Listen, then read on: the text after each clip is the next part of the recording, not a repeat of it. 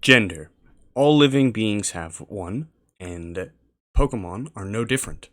Today, we are going to be playing through Pokemon Platinum using only the rarest gender ratio. All Pokemon are assigned a gender ratio, the most common being 50-50, but some, mostly starters, have a 1 out of a 7, or 1 out of 8, so 1 to 7 ratio chance to be female. So in this video, we are going to be playing Pokemon Platinum using only Pokemon of this gender ratio split in the rarer gender ratio, or rarer gender. So we're going to be using an all-female team, playing using only very specific things. So yeah, hopefully you are all ready for a long one, because this 300 subscriber special video is going to be quite meaty. As we are working our way through the early game, talking with Barry, and getting ready to embark on our journey, I'm just going to lay down a few ground rules. The biggest one being, this is not a Nuzlocke. Just a casual run. I do avoid using items in battle in any of the key fights, but it is not a Nuzlocke. Our team faints on multiple occasions. They get healed, no problem. Nuzlocks just aren't for me. If they are for you, nice. I just don't like them personally. But yeah, we are now almost ready to reset for our first team member. The only issue is I now realize that we need to have a specific trainer ID number. And saving right here just messed me up. Our trainer ID ends in an even number, which is bad, because I plotted out our team to have a Cranidos on it. And if your trainer ID ends in an even number, you cannot find skull fossils in the underground. So, where I hit save, we need to delete the save file and start over. Anywho, let's skip ahead to when we do have an odd trainer ID. This took like 3-ish tries, I think. And now we're able to finally reset for our first team member. So we are going with everyone's favorite little turtle, Turtwig, for this run. Personally, my favorite is the monkey. I am a monkey enjoyer, but I wanted to try to avoid type overlap as much as possible on our team. Sadly, it was not completely avoidable, but I did as best I could. So yeah, now we get to see what our starter's gender actually is. And sadly, this one's a male. So we don't keep that one. We go ahead and keep doing this over and over again until we are able to get a female starter. And that took us about, wait for it, 7 tries. And we now have our first team member. If you guys enjoy the little doodles that I made, that's what those little pink Pokeballs were for. That is where our team is going to sit. So you guys can see who we've got in the party at all times. And yeah, I drew these by hand with a mouse. So they're not very great. So don't roast me too hard in the comments about them. But I know they're not great, so go ahead. Don't be afraid to give me a little bit of hate for them. Some of them are pretty bad, but they were done by hand with a mouse. So yeah. Anywho, we beat Barry without too much difficulty, allowing us to finally begin our journey, getting the funny number of XP to start it all off. And gaining a first level up as well. How nice. Now, one thing I want to just kind of mention, uh, we do a lot of cutting, lots and lots of cutting around in this video. It is mostly a battle montage with little bits of story sprinkled in here and there. I wanted to try to include some bits of story, but I mostly just wanted to highlight all of the important battles. And there are a lot of them. So I hope you guys are ready for a nice long video. I am gonna be here narrating for a while. Yeah, hope you guys enjoyed. I thank you all for joining me along the way. 300 is a big number, but it doesn't feel like a big number when you compare it to like really large YouTubers that have millions of subscribers and whatnot. Try to think about standing in a room with 300 people there to see just you. Now it feels like a big number again.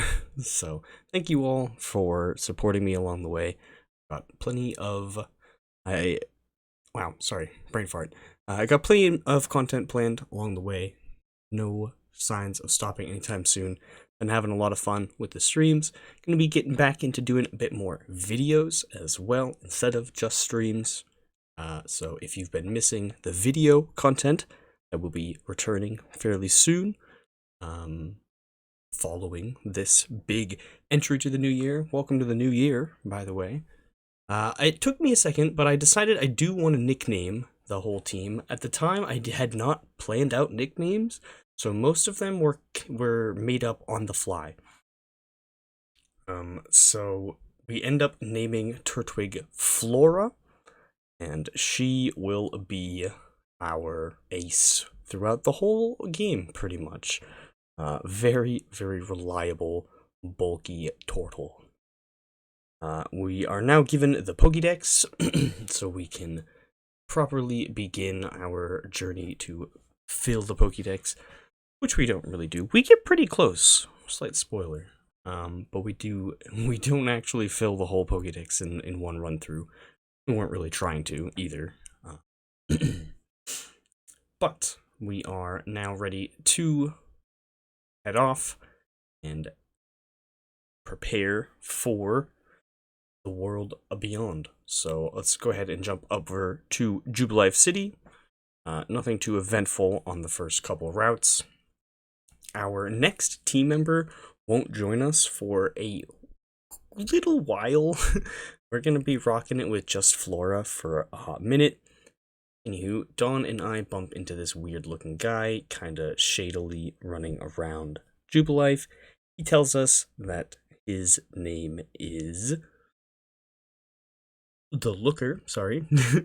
And he is one of the guys of all time, certainly. He gives us the VS recorder, which doesn't mean anything to us. We don't click on that item a single time. I don't think most people do. Playing it casually, unless you're just curious what it does. But off he goes, and we move on into the trainer school to find Barry. Off we go. Oh, I check on Flora for something. Anyway, we talk to Barry. Give him the package that he needed, or that we needed to give to him, sorry. He gives us a town map in return for it. We did do a couple battles in this room and pick up the item that was on the ground already, so that's why they are already gone, and those trainers are facing a different direction. Next, we come out here and see the Poketch president, who tells us to go hunt down some clowns and find them and get each of their coupons 1, 2, and 3 to then go back and get the Poketch from the president's guy. And now our bottom screen is no longer blank. We now have our watch, and hallelujah for Platinum having the second button, am I right? Anywho, now time for another Barry fight. This one was a little tricky. I think this took me a couple tries just because of the sheer numbers. He has 2 and we have 1, and both of his things are pretty good against me. So I did have to do a little leveling to be able to do this fight. Luckily, I don't think Starly actually has any flying type moves right now, but it does have Growl, which is annoying, lowering our attack, and then Chimchar, who is in the back, is strong against us, so that is not good. We do take out Starly without too much hassle, and in comes the monkey. Luckily, we are a few levels up. It now is lowering our defense as well to lower our stats even more. The -2 attack is not helping, and them critting on us at -1 is not helping. Luckily, we get a crit back, which ignores the -2 attack that we were at, which is very nice, and a back-to-back crit to seal the deal. We get fairly lucky with crits in this run, not gonna lie. But yeah, next big important thing is Rourke. So let's skip right ahead to him. A little save. The saving gets I cut out more of the saving in the latter half of the video. But I did leave some of them in the beginning, I guess. So either way, let's go ahead and start this first gym battle. 3 against 1 is, not great odds, but luckily we are quite a bit higher level and have some much more handy moves. Razor Leaf being able to easily one-shot Geodude, and spoiler, but it also makes fine work of this Onix. Sadly, we do get hit with a stray Rock Throw first, but Onix does not take a 4-time super effective Razor Leaf very well. So, down with him, and in comes Rourke's ace. The whole, yeah, I don't know, I was gonna make a joke. Anyway, either way, Cranidos.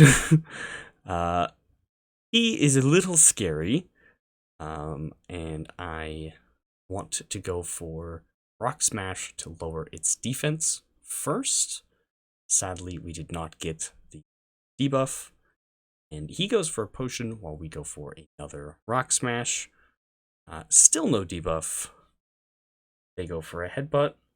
Luckily, we avoided the flinch both times and take it out with a third Rock Smash. Probably could have just taken it out initially with Razor Leaf, but I was fishing for that defense lower and didn't get it, but also didn't need it. Flora wants to learn Curse, which we do hold on to for a little while, as it is better than Withdraw, but it does not stick around for very long. We are now 1 level away from evolving, so that is right around the corner, just to keep you all in mind. We bump back into the Looker on the way back into Jubilife, and on the way out of Jubilife, we run into Professor and Dawn getting hassled by these weird men with bowl cuts. Dawn and I decide to take them on in a double battle, and we make very quick work 2 of them with our double starter combo. Oh, I actually showed this fight. Oh, okay. I thought I skipped this fight. Gonna be completely honest. I thought this fight was cut out. But it's not. So enjoy this one double battle. This is the only double battle that is shown. I genuinely thought that this battle was cut. Well, here we are. Bonus footage. I'm a little caught off guard. I did not know that that I was gonna have to narrate this fight. Luckily, Razor Leaf makes very quick and easy work in double battles, hitting both of them. And yeah, wasn't that tricky of a battle. I didn't think we were showing it, but apparently I did. Uh, Either way, now that the bowl cut men are dealt with, we can move on with our journey. And the next thing that we do is bump into this young lad in his Magikarp, and we are just on the cusp of evolution. And upon taking out this Magikarp with Razor Leaf, we gain the last few experience points that we needed to hit level 18. And with that, our first team member is evolving.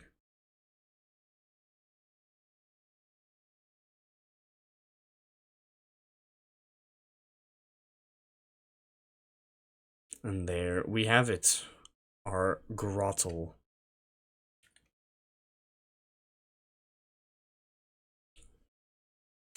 Shortly after that, we run into a couple more bowl cut men.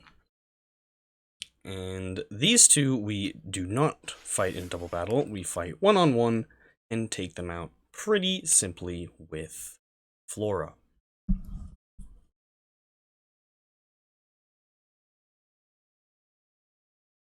Now, we have unlocked a very important mechanic.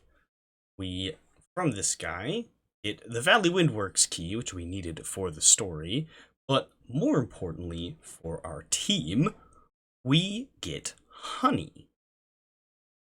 As one of our team members can only be acquired this way. But we'll come back to that later. For now, we're going to go ahead and take care of this bowl cut person outside of the Valley Windworks. They were not very tricky. We make quick work of them. And now we would be getting locked out, but we already grabbed the key because I didn't come over here earlier, so we can get right in, and they get surprised by that and take off. Up next, the most important thing here is our first galactic executive fight with Mars. This fight was a little tricky. I think this also took a couple tries, as both of her Pokemon are good against our poor Flora here. The only move we really have against this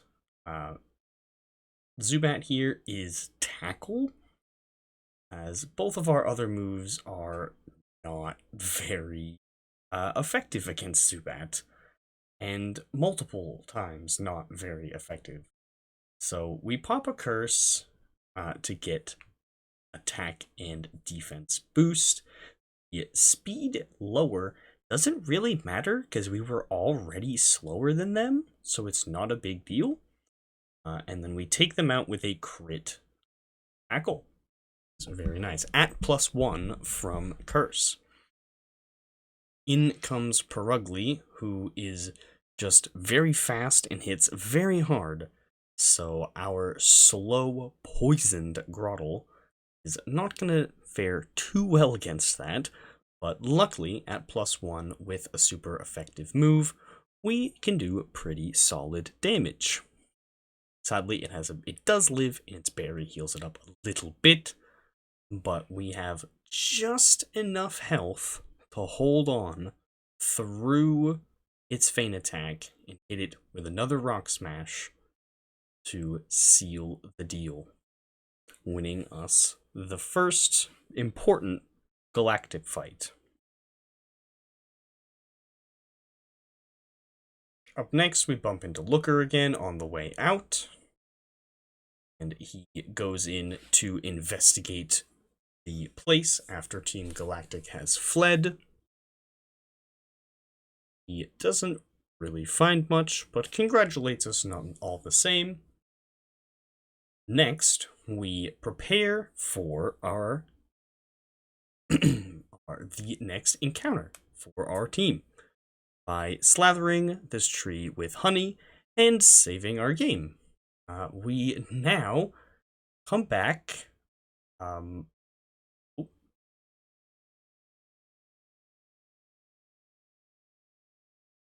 We now come back 6 hours later while the tree is shaking to find a Combi encounter. And after just a few tries of resetting, we get a female Combi encounter so that we can add this to our team. Combi also has this rarer gender split, and sadly, only the female evolves for most of the time. That is sadly. For us, that is quite lucky because that means we get to evolve it. And I'm sure some people would be like, but isn't Vespiquen technically 100% chance to be female, not 1 to 7? Yes, you're not wrong, but I don't want to keep it unevolved. So we are going to evolve the Combi down the line into a Vespiquen, even though that technically doesn't fit in the right gender ratio split. And that was the third try that took for that to be a female, which is not that bad. This is the only team member that we catch. All of the other ones we get given as gifts. So that was kind of neat. I couldn't really think of a very unique name for this, so I just named it Queen. Shortly after that, we bump into Cheryl in Eterna Forest, who asks us to bring her through here, which is pretty annoying, but we make it through without too much hassle. Luckily, she keeps you healed as you're going through, so that is very handy. You don't need to constantly leaving and coming back in. You're always at full health after every fight. Shortly after that, we do a little bit of grinding to prepare for the upcoming gym battle. And during this fight with a fisherman, our newly caught Combi gains enough experience that it needs to hit level 21, which is an odd level to evolve at, but is the level it needs.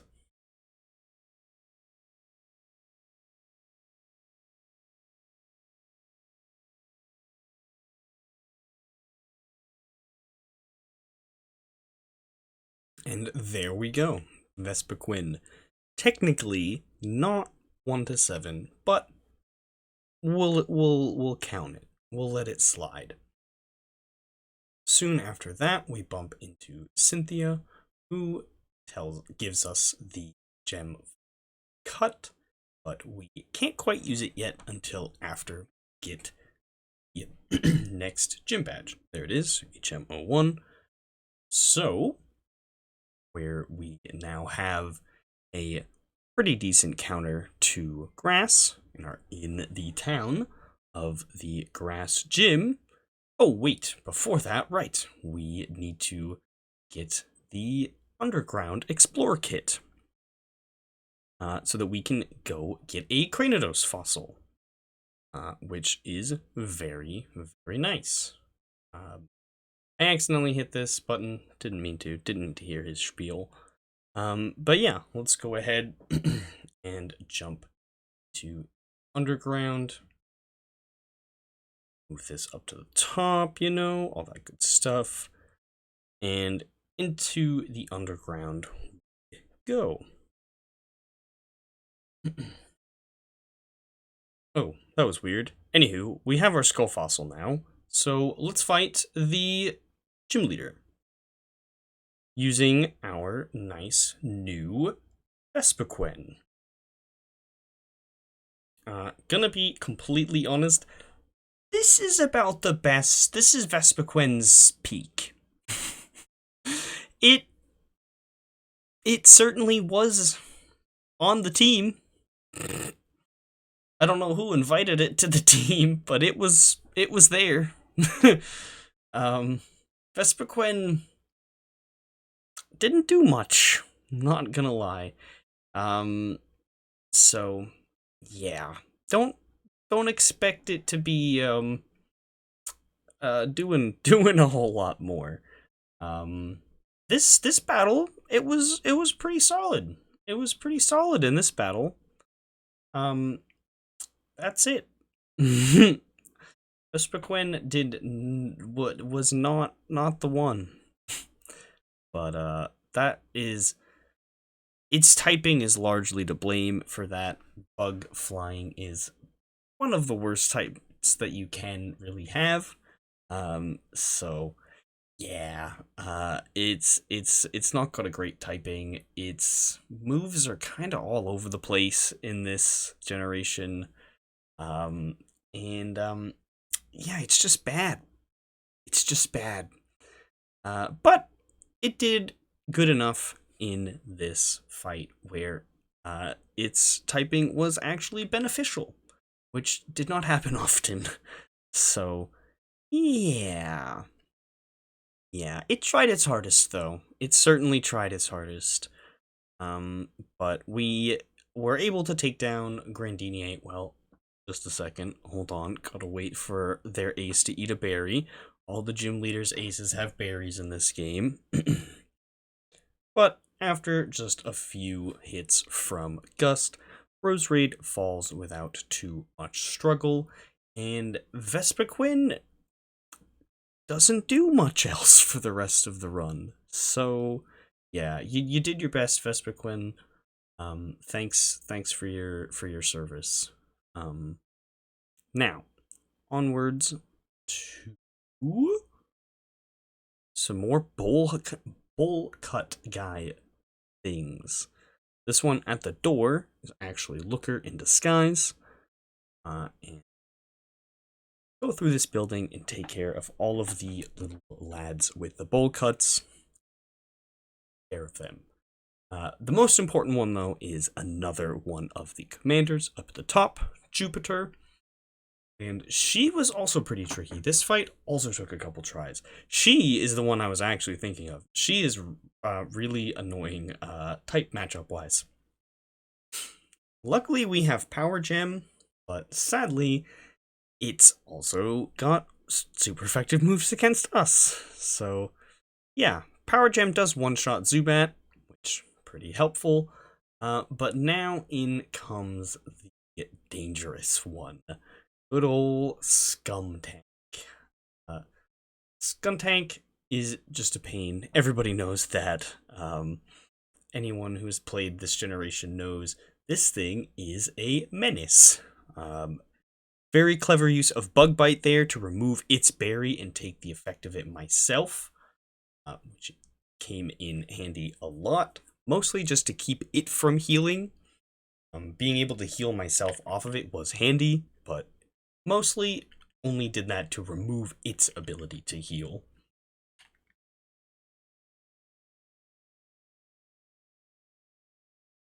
Trading blows with it back and forth until it does eventually take out Vespiquen, but we do have and with a crit nonetheless, but we do have a full health Flora in the back waiting to clean up at the end. Sadly, we don't have anything that is super effective against it, but Rock Smash will do, getting some defense lowers to slowly do more and more damage over time. Going down on only the second one, taking that first defense lower to the grave with it, essentially. And after taking care of that, we come out here and bump into Cynthia again. And this time, she has something much more useful for us. An egg. And this egg was a bit of a pain. You'll see the numbers here in a bit. But we hatched this egg many times. We'll just put it that way. Many times this egg was hatched. We grab our bike, which sadly you can't do until after you've already done the egg cutscene. And now we're gonna hop on our bike. Um, and this footage is sped way up in post, so you don't have to sit here and watch the whole egg get hatched in real time. But all this biking around to hatch this egg. Oh, we're still going, still zooming. It's almost done, I think. Yeah, we're about to slow down. Come on, there it is. All that zooming around, that was sped up, mind you. So that took much longer than that to get our Togepi here, and it's male. It didn't show for very long, but that was in fact a male one. So it took many tries to get a female, and then even more annoyingly, because I wanted to be a pain about it, it took a handful more tries to get a female with the right ability. Togepi has two abilities, one that is nothing and one that is amazing. So I wanted to get the good one. Shortly after that, we are able to get another team member finally by coming in here to the Fossil Revival Lab. I could have technically done this before the last gym. It was just much easier to do afterwards, so I just didn't bother doing it beforehand, since the rock type that I was going to get for it wasn't going to be too useful anyways. Now we are able to receive Cranidos, and on the first try, we got our female, which was pretty handy. This I struggled with coming up with a name for a little while, but eventually settled on Toph, which I've named multiple different Pokemon that in the past. Just whenever I find a good rock or ground type that ends up being female, that's usually my go-to name. Shortly after that, we run into the commander of the boss of the Bowl Cut Men, blabbering on in a mountain about some nonsense. Sure, it won't be an issue down the line. Shortly after that, we make it into Hardhome City, and we are able to gather our 5th team member. We were able to get a lot of them right back to back to back here, but it does take us a little while to get the final one after that. And on the 6th try of resetting, we get our female Eevee, and I go ahead and name it Grape. After that, we are about ready for the 3rd batch.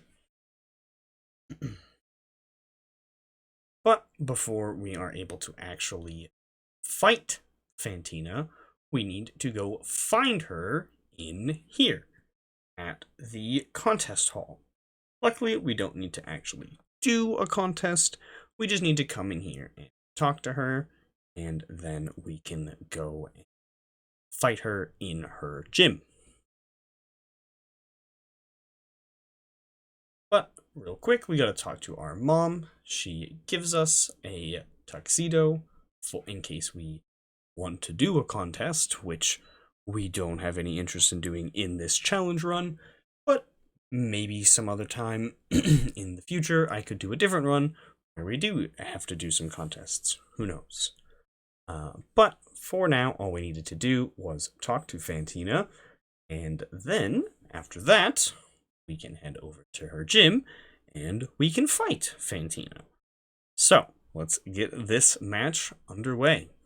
We have quite a stacked team in comparison to the last couple fights.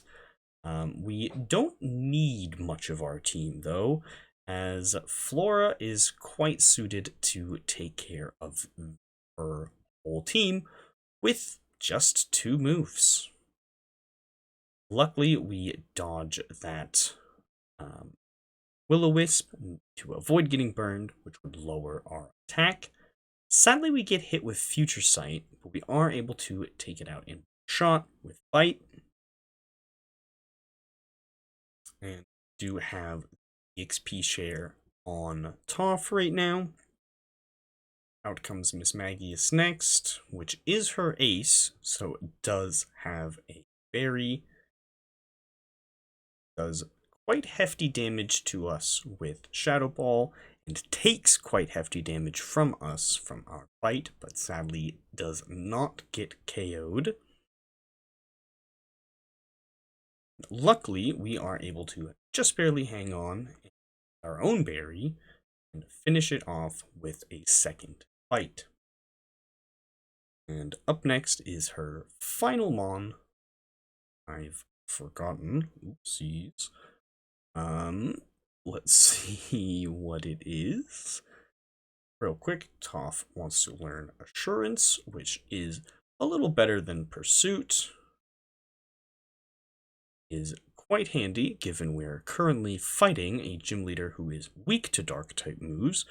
Quite nice to learn that in the middle of that fight. Sadly, Flora does go down to the future. Oh, it doesn't go down. Does live through the Future Sight, but does take quite hefty damage from it. And I don't quite want to let her go down, so I just switch into Toph, expecting to be outsped to double the damage of Assurance, and I expected correctly, making it so this does enough damage to get Haunter very low.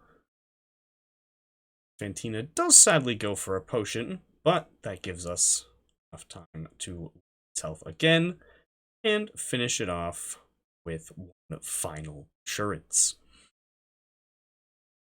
winning us the third badge.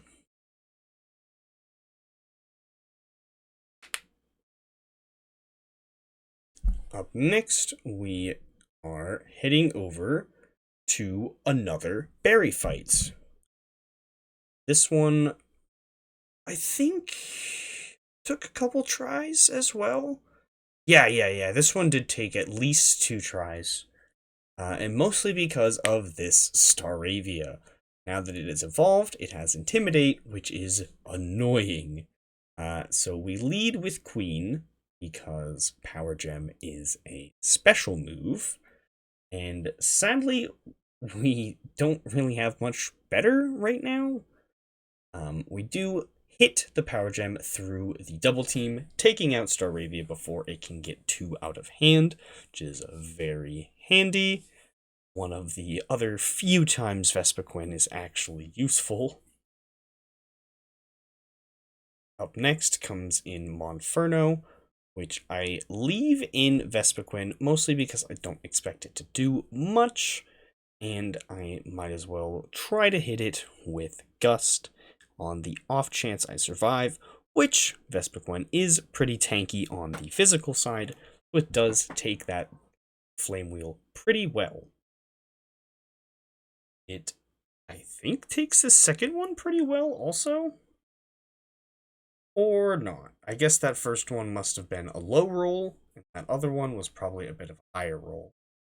Quite annoying, but we send in Toph, which, in retrospect, not a great idea, honestly, because Inferno is a fighting type as well as a rock type. Luckily, or fire type, sorry, we're a rock type. Luckily, Mach Punch does not quite finish us off. Rock Tomb does finish it off. We did need to teach Cranidos that via a TM, because for whatever reason, it doesn't learn any rock type moves at a low level, which is really annoying. But luckily, we picked that TM up, I think, from... Oh no, Rourke gives you Rock Polish. I think we found that one on the ground somewhere. But yeah, had to teach it a TM for a move of its own type. Thanks, Game Freak. But either way, we finish off Barry's team pretty easily. We don't really have much left to handle Roselia, where currently not in the land of the living. But we just kind of go for bite and see how things go. Sadly, we get hit with Stun Spore, because that can still hit grass types in this generation. But luckily, it's not a huge deal, as we don't get affected by the paralysis, and we can take it out with a nice simple 2 bites. And now we don't fight Barry for a little while, but we do fight him again fairly soon. Shortly after that, however, we come out and do a little grinding. We've had Mayo holding the Soothe Bell ever since it hatched, so it gained... Oh, excuse me, sorry about that. So it gained a lot of friendship very, very quickly, and was able to evolve at a very low level.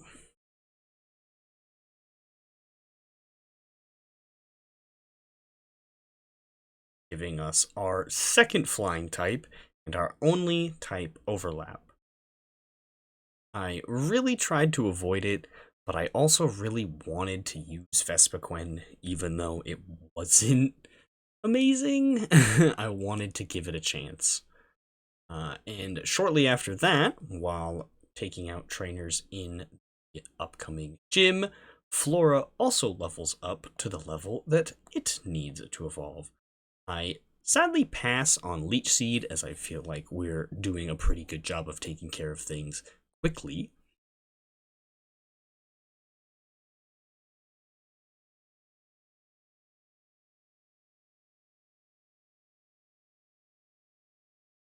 And now that we have Torterra, we will take care of things even easier, as being fully evolved gives us a nice stat boost, and we learn one of the best moves we could have possibly gotten, Earthquake.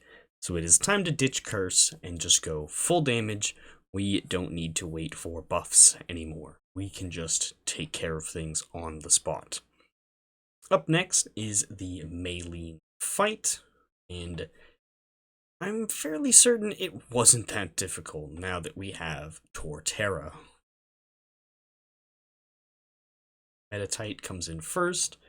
I lead with Queen, which I sadly don't think does as well as I hoped it would. Sadly get hit by Fake Out. Nothing you can really do there. Pretty sizable damage with Gust. Get hit with a crit, which is always unfortunate, but luckily it didn't do that much damage. Metatite gone down with just a second Gust. In comes Machoke, which this is where things start to fall a little apart. Yeah, there it is.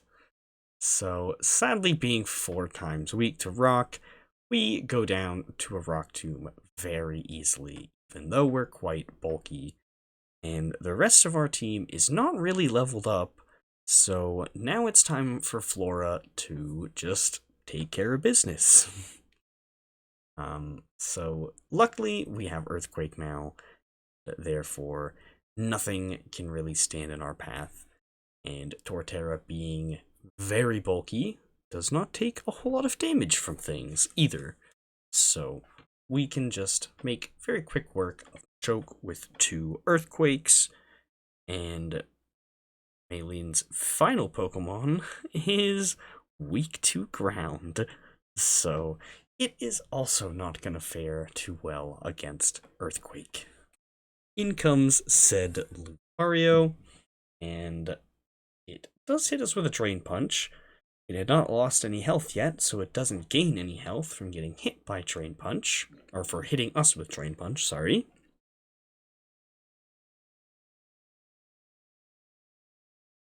And it goes down to a single Earthquake. So, not very difficult. Sadly, we only really had 2 things we could have used, but they made pretty simple work of things. After exiting this gym, we run into Dawn, who says that the bowl cut people have stolen her Pokédex, and so we have to go help her with that.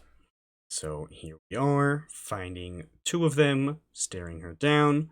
We team up with her once again to take on the two bowl cut men, making very quick work of them, not too difficult. And after that, they take off running into the warehouse, and the looker comes to see what just happened. Dawn is just happy she got her Pokédex back and heads away, while the looker talks to us a little bit more about the bowl cut men, and drags us along into this warehouse. Totally not sketchy. And, yeah, sadly can't get any further, but we can pick up this HM4 fly, and now we can make it around the region a lot easier. We do sadly need to teach it to something, so we go ahead and teach it to Mayo, as Queen cannot learn it despite being a flying type as well. So kind of a good thing we had a second flying type, otherwise I would have had to walk everywhere. After that, we do some puttering around in the Salacion ruins and find a water stone, which is very useful for this Eevee.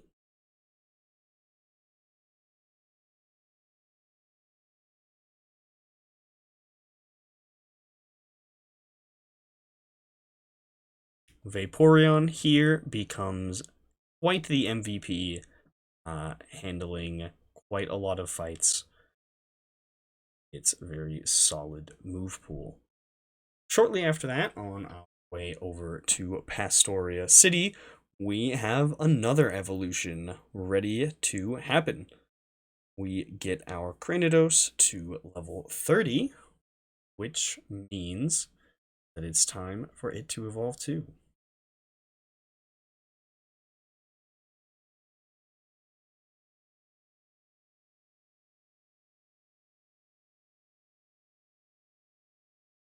Now, with Rampardos in tow, we have quite the solid physical attacker to back up Flora.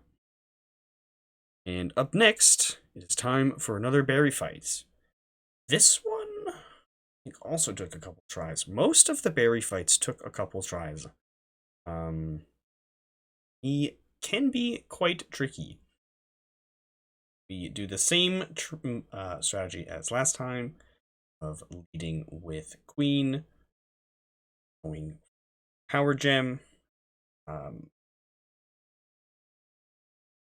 double team once again, doesn't do enough, and we are able to get through it. Sadly, we don't one-shot it, as it goes for Endeavor on us, but we do hit double team second time, taking it out on the second turn, which is not too bad. Queen is quite disposable and faints a lot, so yeah, I don't really mind using her as quite sacrificial. I would have really liked to have learned Slash, but sadly we need to have Cut on something, so I need it to sadly pass on Slash. I give Rampardos a shot against Monferno to try and give it, like, revenge for how it did before. And sadly, it takes quite a bit of damage and misses its Rock Tomb, which is very unfortunate. It does connect a second Rock Tomb, but it does not do enough. And if it had hit that first one, it probably would have taken it out with the second one. Sadly, where Mach Punch is a priority move, that speed decrease did not make a difference. But luckily, Earthquake on Flora does go burr, and we can take it out easy. Where we are also technically a grass type, the AI would have preferred to go for a super effective move, so it didn't use Mach Punch on us. Go, get a little bit of XP on things, Now that we have...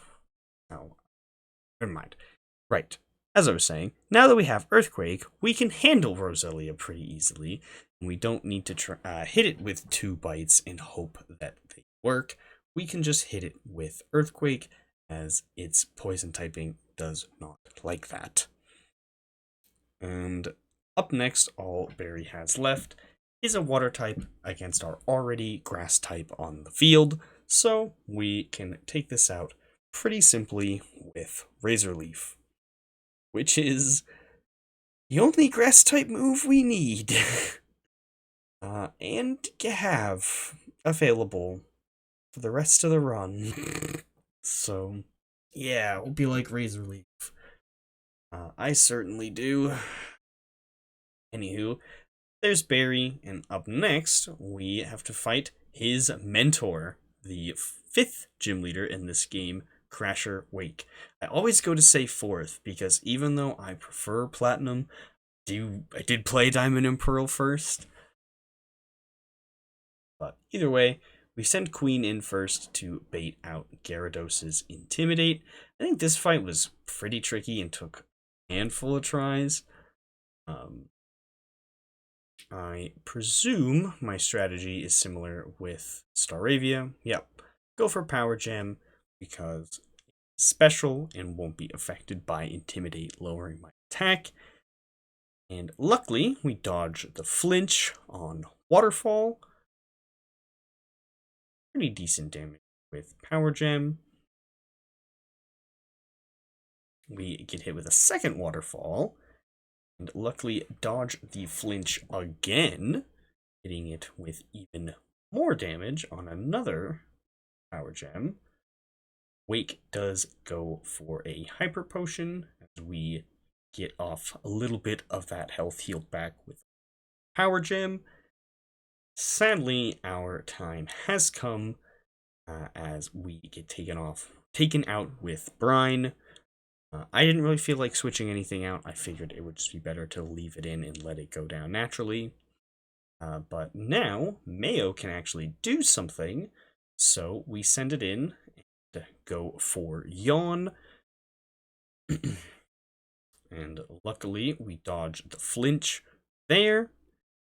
And now, I just pivot to something else to keep Gyarados from damaging me.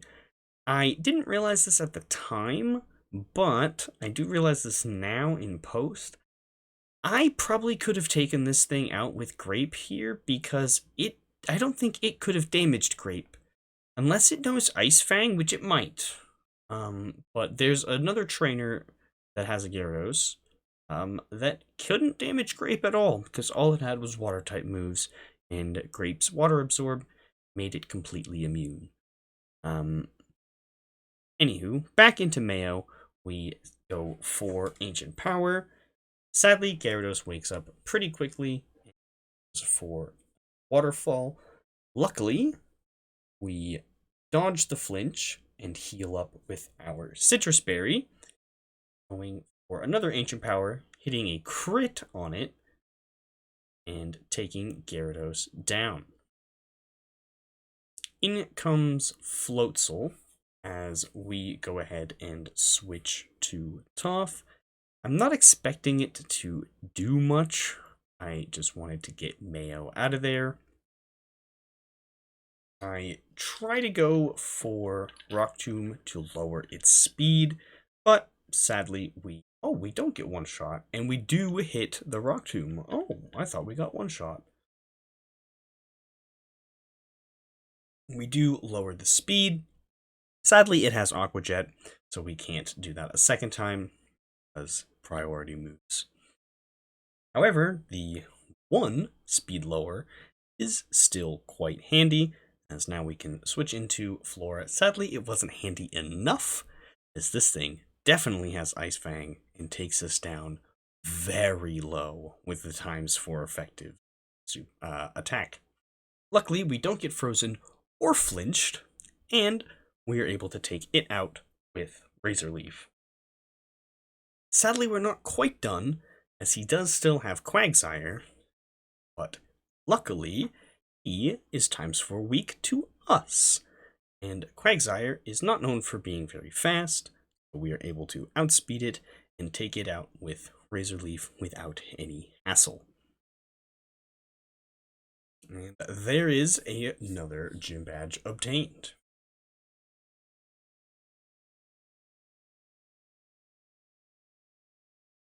And a little bit for the whole team. Some useful moves being learned. And Helping Hand in this scenario. Helping Hand is very good in double battles, but we don't really do a lot of those. And all the ones that we do are with AI companions who don't need a Helping Hand boost. So, next we have some story bits to deal with. Barry and Wake, and for elusive bowl cut men. This one set off a very loud, a big thing that is not good. And after tracking him down, we are able to battle him and make very quick work of him. And then after he hobbles off, Cynthia comes back and gives us a little potion to cure some Psyducks, blocking the path to where we need to head next. She goes, and we are curing the Psyducks with the secret potion that we got from her.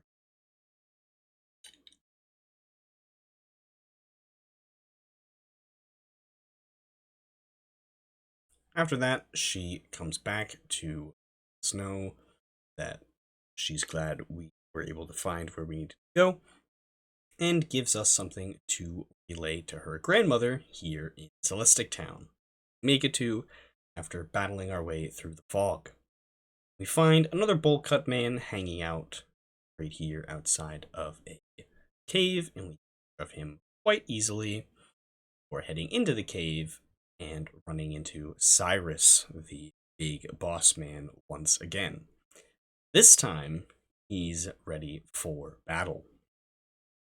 This first battle with him is not too bad.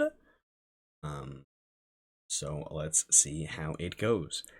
I can't remember if this took multiple tries,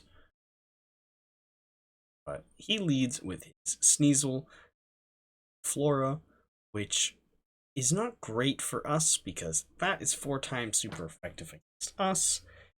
While yes, I did pick a move that is 4 times super effective against him as well, his move had same type of attack bonus where ours did not. Luckily, we got a crit and took out shot. Golbat, however, we are not going to be so lucky with, so we switch to Mayo to try to get some Ancient Power shenanigans. Mayo's ability of Serene Grace makes it so any move that has a secondary effect has its effect chance doubled. Ancient Power has a very, very good secondary effect chance, or secondary effect. So having that chance doubled is very handy. Luckily, we are able to dodge our way through being confused. Hit it a couple of Ancient Powers. Sadly, no boost yet. Continue to dodge being flinched and being confused to keep hitting it with Ancient Power, getting a lucky crit, and the Omni boost, which gives us a boost in all 5 of our stats, and leaving us with just 1 Pokemon left, which conveniently is also still weak to Ancient Power. We are now extra tanky, so that does even less damage. Continue to not be affected by this confusion in the slightest. Get a second boost. Unfortunately, the second one didn't really matter that much. Murkrow does have a berry. Is still faster than us. But we finally snap out of confusion, finish it off with our final Ancient Power. After 2 boosts, which is pretty solid. down goes the first Cyrus fight. He storms off all upset. Well, Granny here gives us the gem for Surf, so we can continue onward the region. And next up, in Olive City, is another berry fight. This one we did on the first try, I'm pretty sure. This one wasn't actually that bad. Berry leads with Staraptor. We lead Mayo.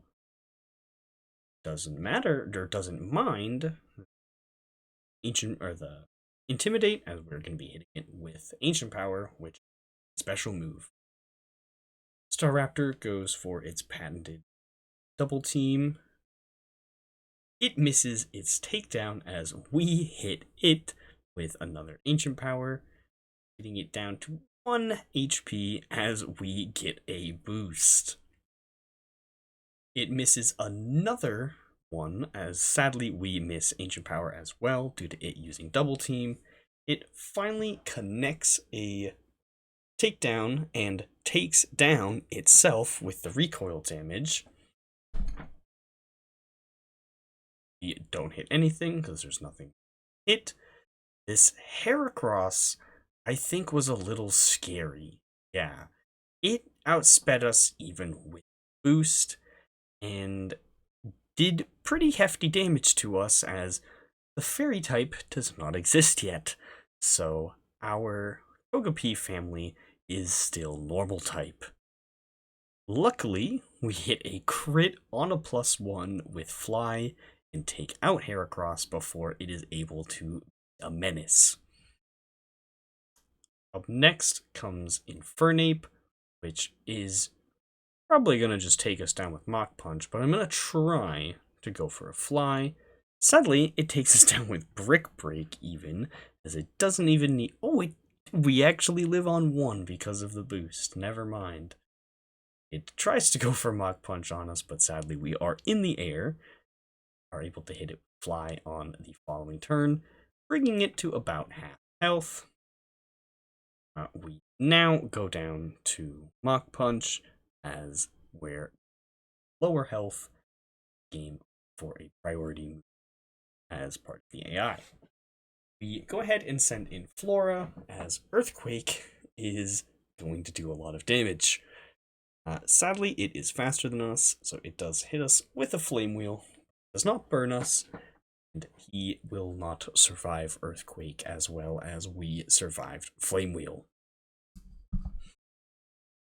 And we are making pretty quick work of Barry's team. He is down to his last 2, I think, if I'm counting right. And once again, we already have our grass type in, as he's sending in a water type, so we are able to handle his freshly evolved Floatzel quite well. Aqua Jet doesn't really do much to us, and Razor Leaf does pretty good amount to it, being able to even take it out in 1 shot. Barry is now down, pinned in the wall, up against the wall, with only his Roserade left, who will not fare too well against an incoming Earthquake. It is able to avoid being super affected against Earthquake. Sorry, I worded that terribly. But it still does a lot of damage and takes it out. Its grass typing makes it so that its poison typing cancels out and it only takes neutral damage. That neutral damage is still a lot. So down goes Roserade, and next we set sail to Iron Island. Over here is where we are finally able to collect our final team member. We arrive on the island and head up the stairs to find Riley stood here wearing his hat, being all fancy. He gives us the HM for strength, which we can't use until we get the next gym badge, but it will be handy down the line. After trekking through the cave with Riley, we find a couple of Team Galactic members and quickly take care of them. Or, sorry, I should say, bowl cut men. And quickly take care of the two of them. Riley not contributing a whole lot in the fight. He didn't really do much. His Lucario died a lot. Anywho, they storm off, and Riley gives us a very useful present of another egg. And this one, I'm not gonna show all of the attempts, mostly because there weren't many. Um, I'm only gonna skip right ahead to the successful attempt of getting our Riolu in the right gender. So here it is. Here is our female Riolu on the second try, which I named after a past pet of mine. And where this also evolves through friendship, we just gave it the Soothe Bell and power leveled its friendship and evolved it at a very low level as well, which means we don't need to look at my awful drawing of it for very long. So yeah, here we go. Now we have our own Lucario, which immediately became an MVP team. Well, not immediately, but very quickly. But that is not the only evolution, as we also have the final evolution of the video here to do. Using this shiny stone I picked up on Iron Island, we can go ahead and evolve our Togetic as well.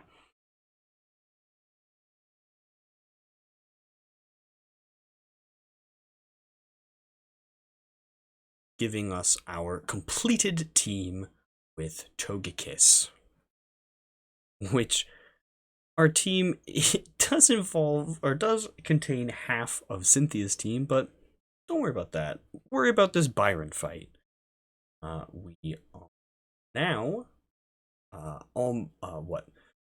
After this, we'll be 3/4 of the way through the gym challenge, which is very, very exciting. Luckily, Magneton does not have Levitate, so it very quickly goes down to a 4x Earthquake. That even crit for the icing on the cake. It does not have Sturdy, does not work in its favor yet in this generation, so that went very, very well for us. I am going to do a lot of switch training throughout the course of this gym battle, just to kind of level up Mario a little bit, but it's mostly the Flora show. Flora is able to just dominate most of the just everything. We take an Earthquake and shrug it off, and dish back one of our own to do pretty sizable damage to Steelix. It sets up a sandstorm, but where we are a ground type, that doesn't really do anything to us. You're able to take it out the following turn with another Earthquake. Earthquake is just too good. Like, there's just no other way to go about it. Why would I use anything other than Earthquake? When in doubt, Earthquake out, am I right? In comes Byron's final team member as we switch to Lucy, just so she can gain a little bit of extra XP, which our fighting type moves off of Lucy and our ground type moves off of Flora are both 4x super effective with same type attack bonus against this poor Bastiodon. So it is bruising for a bruising.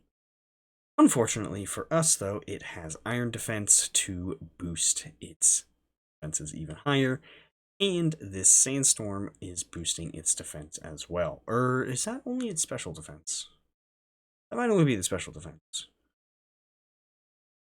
We do quite large damage to it with Earthquake, as it goes for a second iron defense, which is very annoying. Which means we now sadly can't quite take it out with a subsequent earthquake. Which now means that where it is on low health, and this is a gym leader fight, that means he's going to heal. And he whips out a whole full restore. Luckily, we didn't have any statuses on it anyways, so it's effectively just a hyper potion even. And we get lucky with a crit and one-shot Bastiodon on the heal turn. So that's what you get for pulling out 4 restores.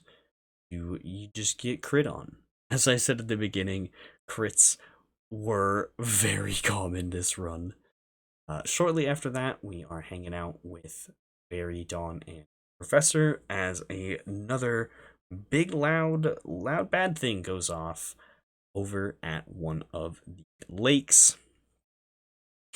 And we need to go over and investigate.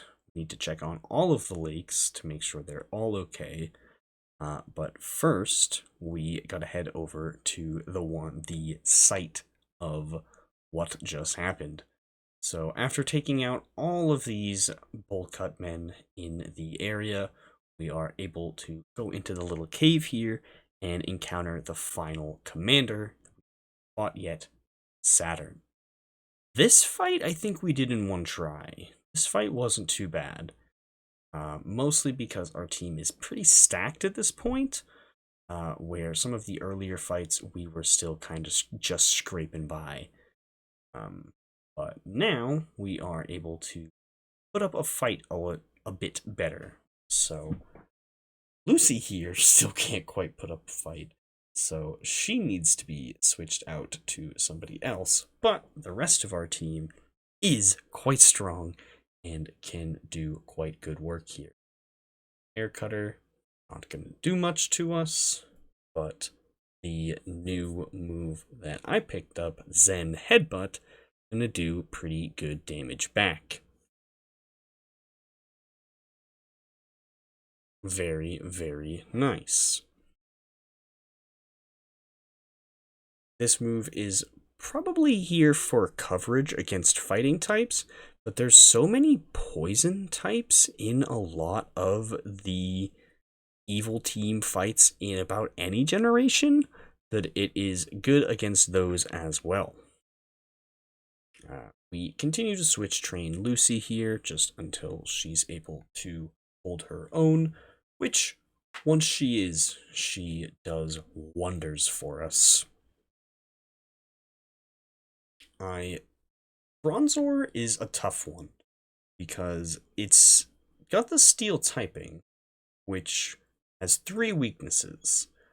Its psychic typing cancels out its fighting weakness, and then its 2 abilities will either cancel out or completely negate one of its other 2 weaknesses.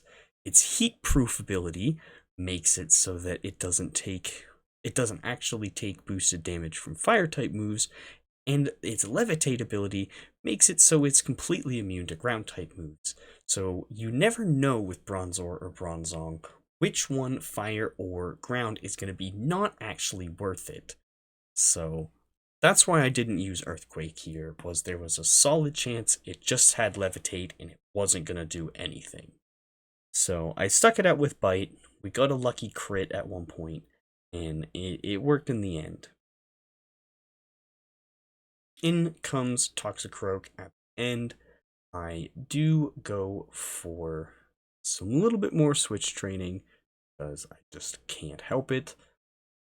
A nice juicy level 40 like this, I gotta get that XP. Cannot let that be passed up. And go back into Flora because that would have hurt if we switched into somebody else. This sadly hurts a lot because it crit on us. So now we go back to Toph, but I couldn't have switched directly to Toph because it is also weak to fighting, so that revenge probably would have just killed us. So, yeah. Luckily, Zen Headbutt is 4 times super effective against Toxicroak, and we somehow outsped it. So that did pretty sizable damage. Sometimes I would love if Pokemon had like damage numbers. We then go back to check on the beginning of the game and encounter Mars once again, looking for a rematch. Still very salty about how we beat her so easily in the Valley Windworks. This time, her team is a little bit stronger, with obviously her Zubat being evolved, her also, spoiler, having a Bronzor. Lucy is still not quite at the level of being able to compete against things, so we continue to switch train her out. Yet sadly get hit by Supersonic, which on a physical attacker is always really annoying. You then get hit by Toxic as well. Mars loves to stack the debuffs on you. Luckily, we connect a Zen Headbutt through the confusion and one-shot Golbat as well.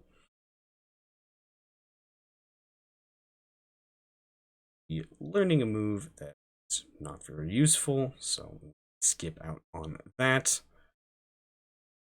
Toph now has done its job and doesn't really need to keep going. It's not going to be able to do much anyways, yet I keep it in.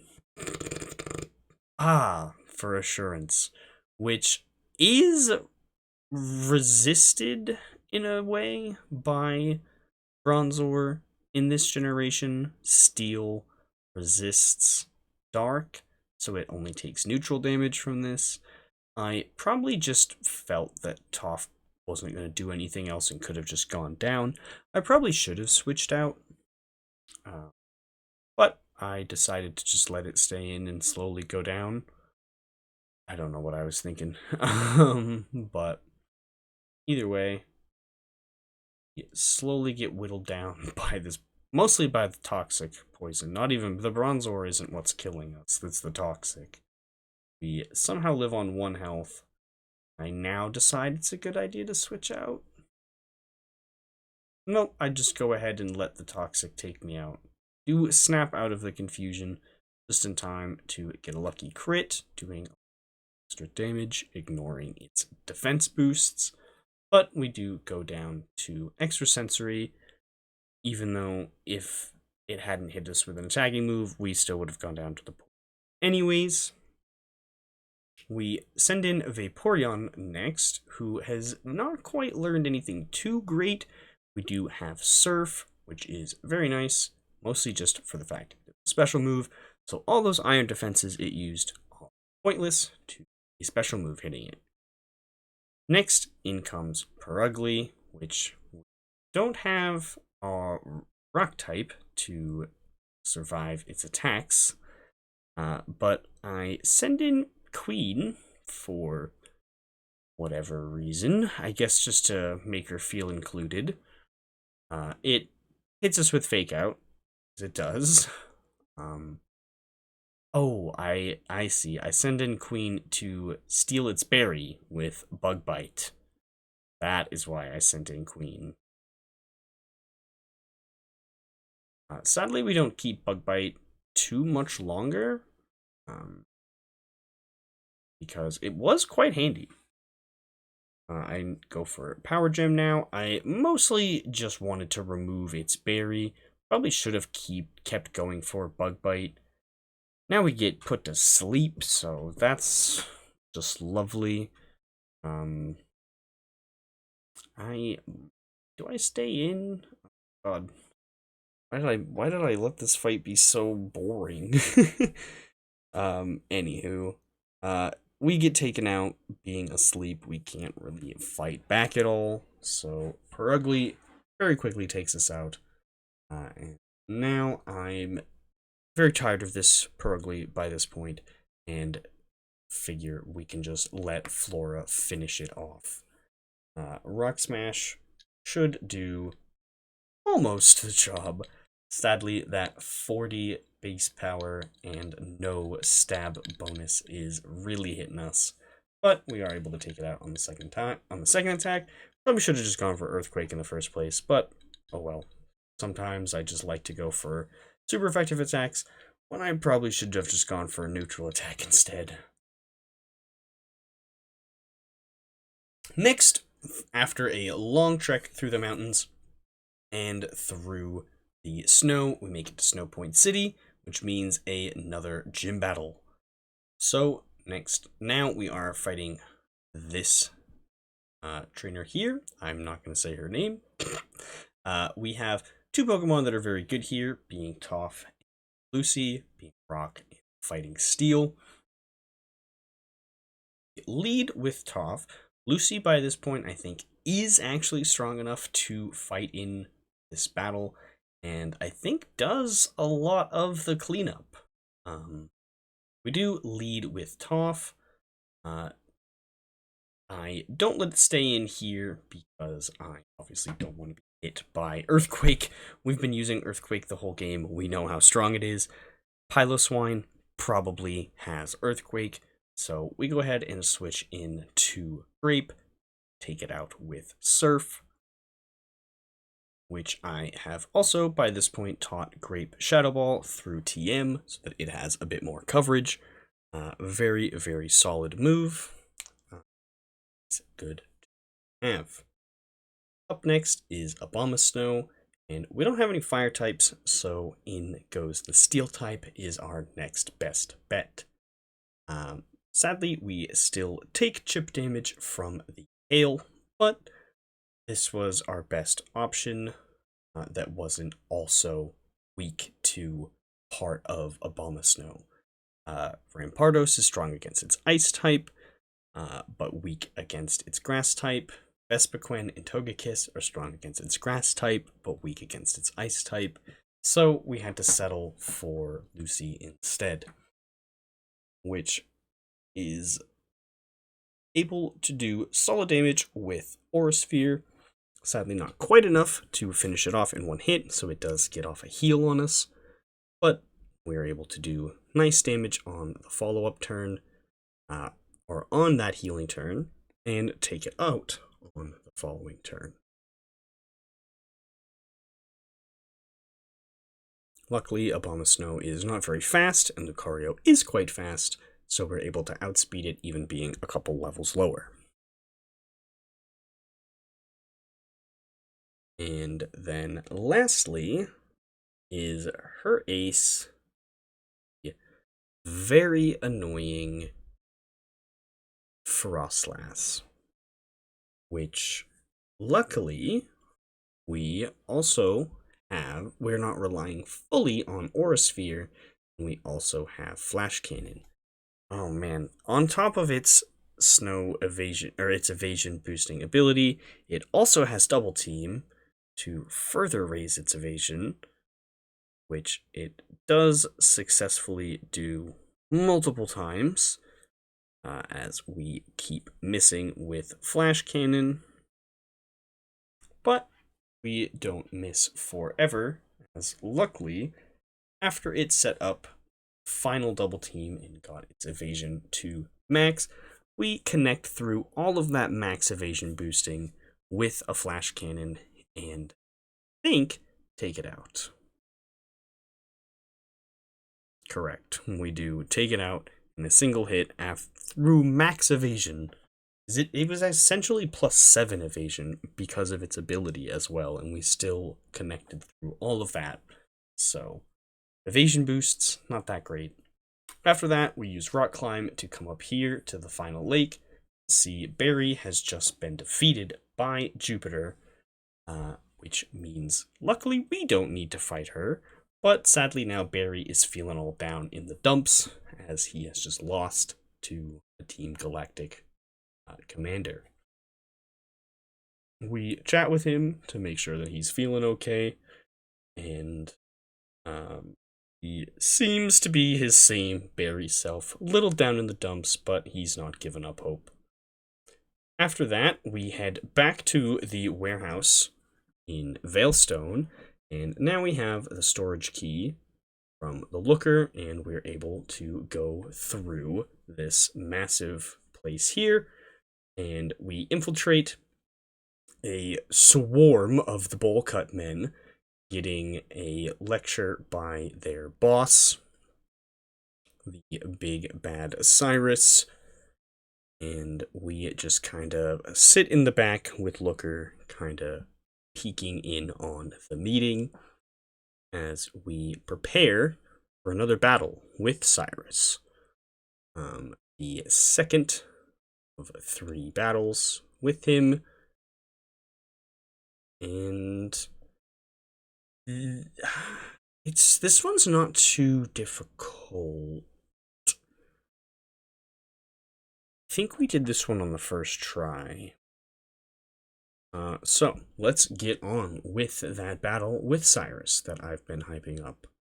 Here we go. He still has the same exact team from the first encounter with him. They're just higher level. But now we have a better team. So we lead with Lucy this time into his Sneasel. Aurasphere is going to do a lot of damage, and we won't take as much from Ice Punch as Flora did. Luckily, we dodge the freeze and take out Sneasel with Aurasphere, no problem. Next, I'm presuming in comes Golbat. Oh, Honchkrow, he has evolved. I'm sorry, I take that back. He has the same amount of team members. I think this is the only one that's evolved. I don't think he has Crobat yet.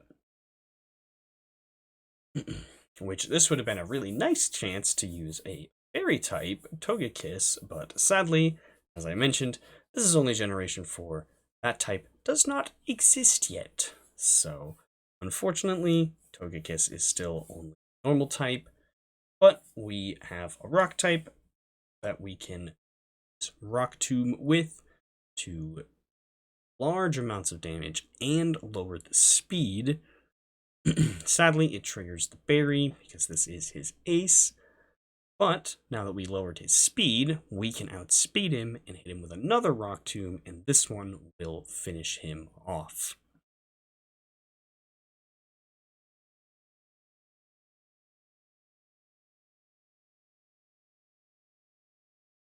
Oh, wow, I'm very wrong, I guess. He also does have Crobat in this fight as well. Well, I stand double corrected. We go ahead and stay in with Toph. So this is something that she is equipped to handle. Sadly, we miss our Zen Headbutt, but we do avoid being flinched. We hit it with a Rock Tomb to its speed. This does not have a berry, which will probably trigger a heal. Luckily, it didn't. It must have been just outside of healing range. Or did he already heal? I can't remember. Either way, we sadly do get taken out, but we can finish this off with Grape, as it has Aurora Beam, which will be super effective against Crobat's Flying type.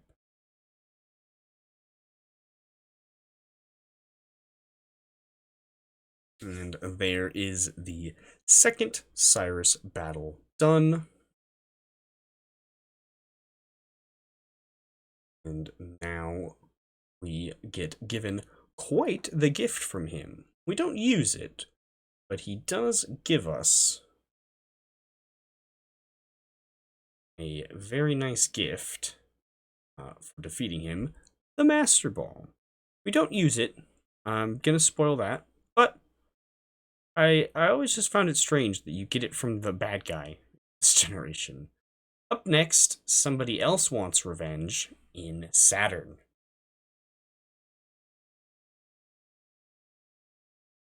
He does have the same exact team from the previous encounter with him, and led with a bad start, but we can make up for it. Less, I go for Flash Cannon here. This is, I think, resisted by its poison typing. So it's not going to do much. I stand corrected. It is not resisted and does a little over half.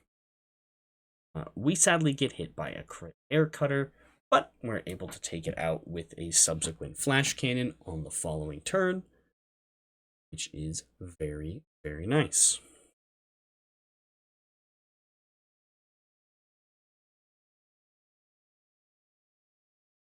In comes Toxicroak as we prepare to handle this.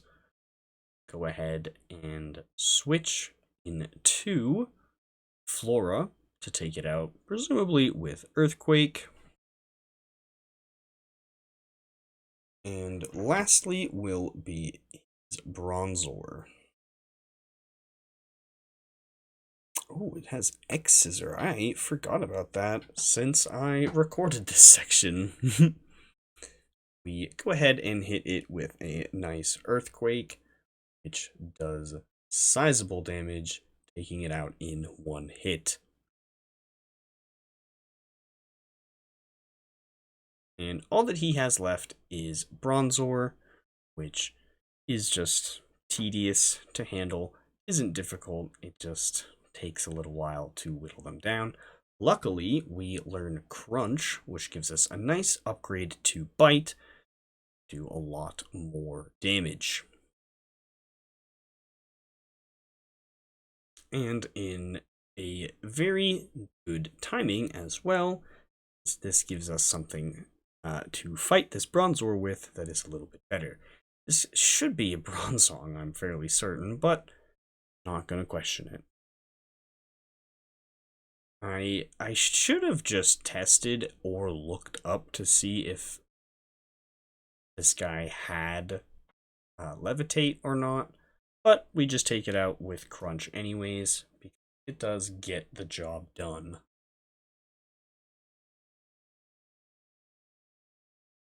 And luckily, they do not heal, and we are able to take out the second Saturn fight without too much hassle. And up next, we have a lot more trekking through the mountains to do. After we get and save the Lake Trio, we have to go trek through Mount Coronet once again to make it up to the Spear Pillar. On our way there, we run Looker.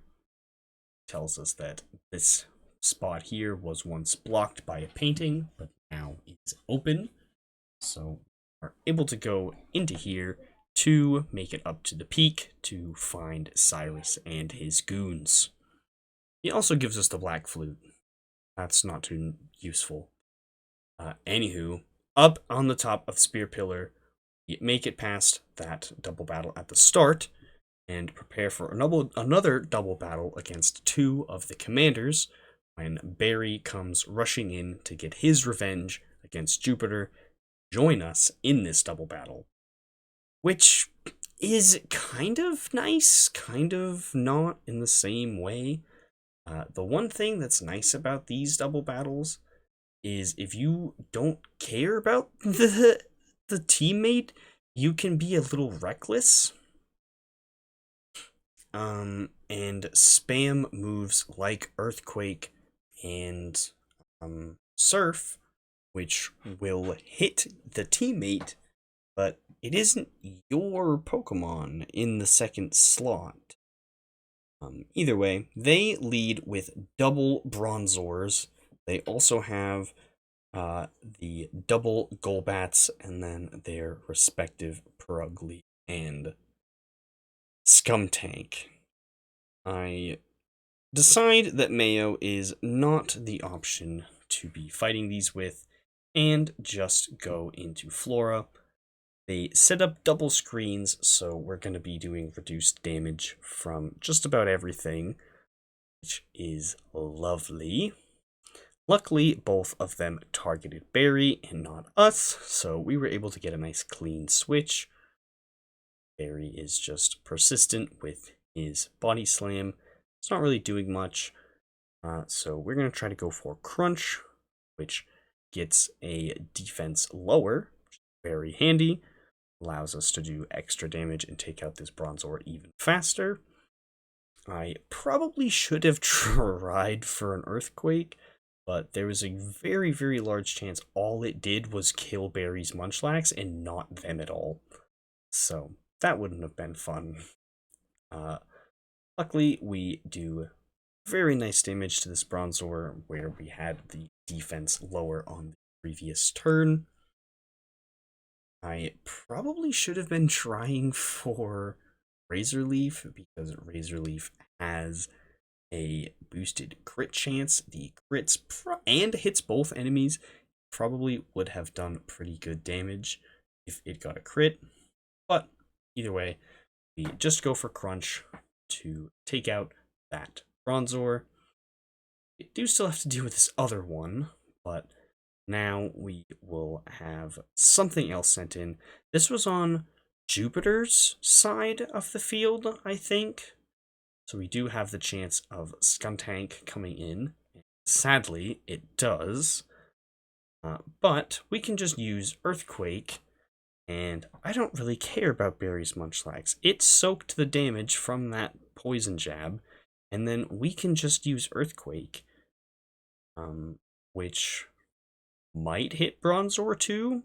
It might not. But it definitely hit Skuntank and did pretty sizable damage to it, triggering its berry, unfortunately. Bronzor did have Levitate, so it was immune. And sadly, Barry's Munchlax does not have Levitate, so he did go down. Unfortunately, we then get hit by Fuse Ray. Good. So I go ahead and switch out to get rid of that, because I don't want to be confused. That doesn't sound pleasant.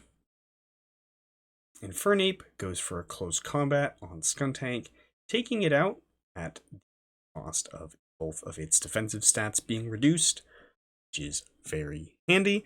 Sadly, this Bronzor has a super effective attack that could be hitting that Infernape. Luckily, it went for a support move instead, as Jupiter sends in her final Pokemon. So we are in a pretty decent position. Sadly, Lucario is exhausted of moves from the fight on the way up here, but we will make it work. Fernape goes for Flame Wheel on Bronzor, which is very nice damage. Sadly, it lived on 1. We are able to... We don't actually target it. We full bat. Flash Cannon doing okay damage. Sadly, Air Cutter hits both of us and does very large damage to Infernape and some damage to us. And then Infernape gets finished off with Extra Sensory. Oh, wait, no, it doesn't. It lived just barely. Sorry about that. And let's see. This time, we're going to go ahead and target Golbat again. Infernape takes out Bronzor for going down before it goes down, which I think does happen later this turn. Get some XP across our whole team while doing some more damage to this Golbat here, getting it down quite low, but not low enough, and it hits us with Air Cutter, finishing off Infernape and doing a little bit more damage to us as well. I think Barry has one more Pokemon. Yeah, I think this is the last Pokemon Barry sends in. I might be wrong about that. We go ahead and switch to Grape, because I feel like just being lazy at this point and just going for AoE attacks that hit everything, because that is a way to speed things up. Floatzel gets hit with a crit. Luckily, we not. Floatzel then takes Golbat out with Aqua Jet. So we go for... Oh, as it then gets hit by Slash. We go for Rock Smash, doing pretty decent damage. Crit to Perugly and its attack. Or defense, sorry, not its attack. Floatzel soaks a Shadow Claw for us so that we're able to hit Perugly again with another Rock Smash. Sadly, not taking it out because the last one did more damage for critting.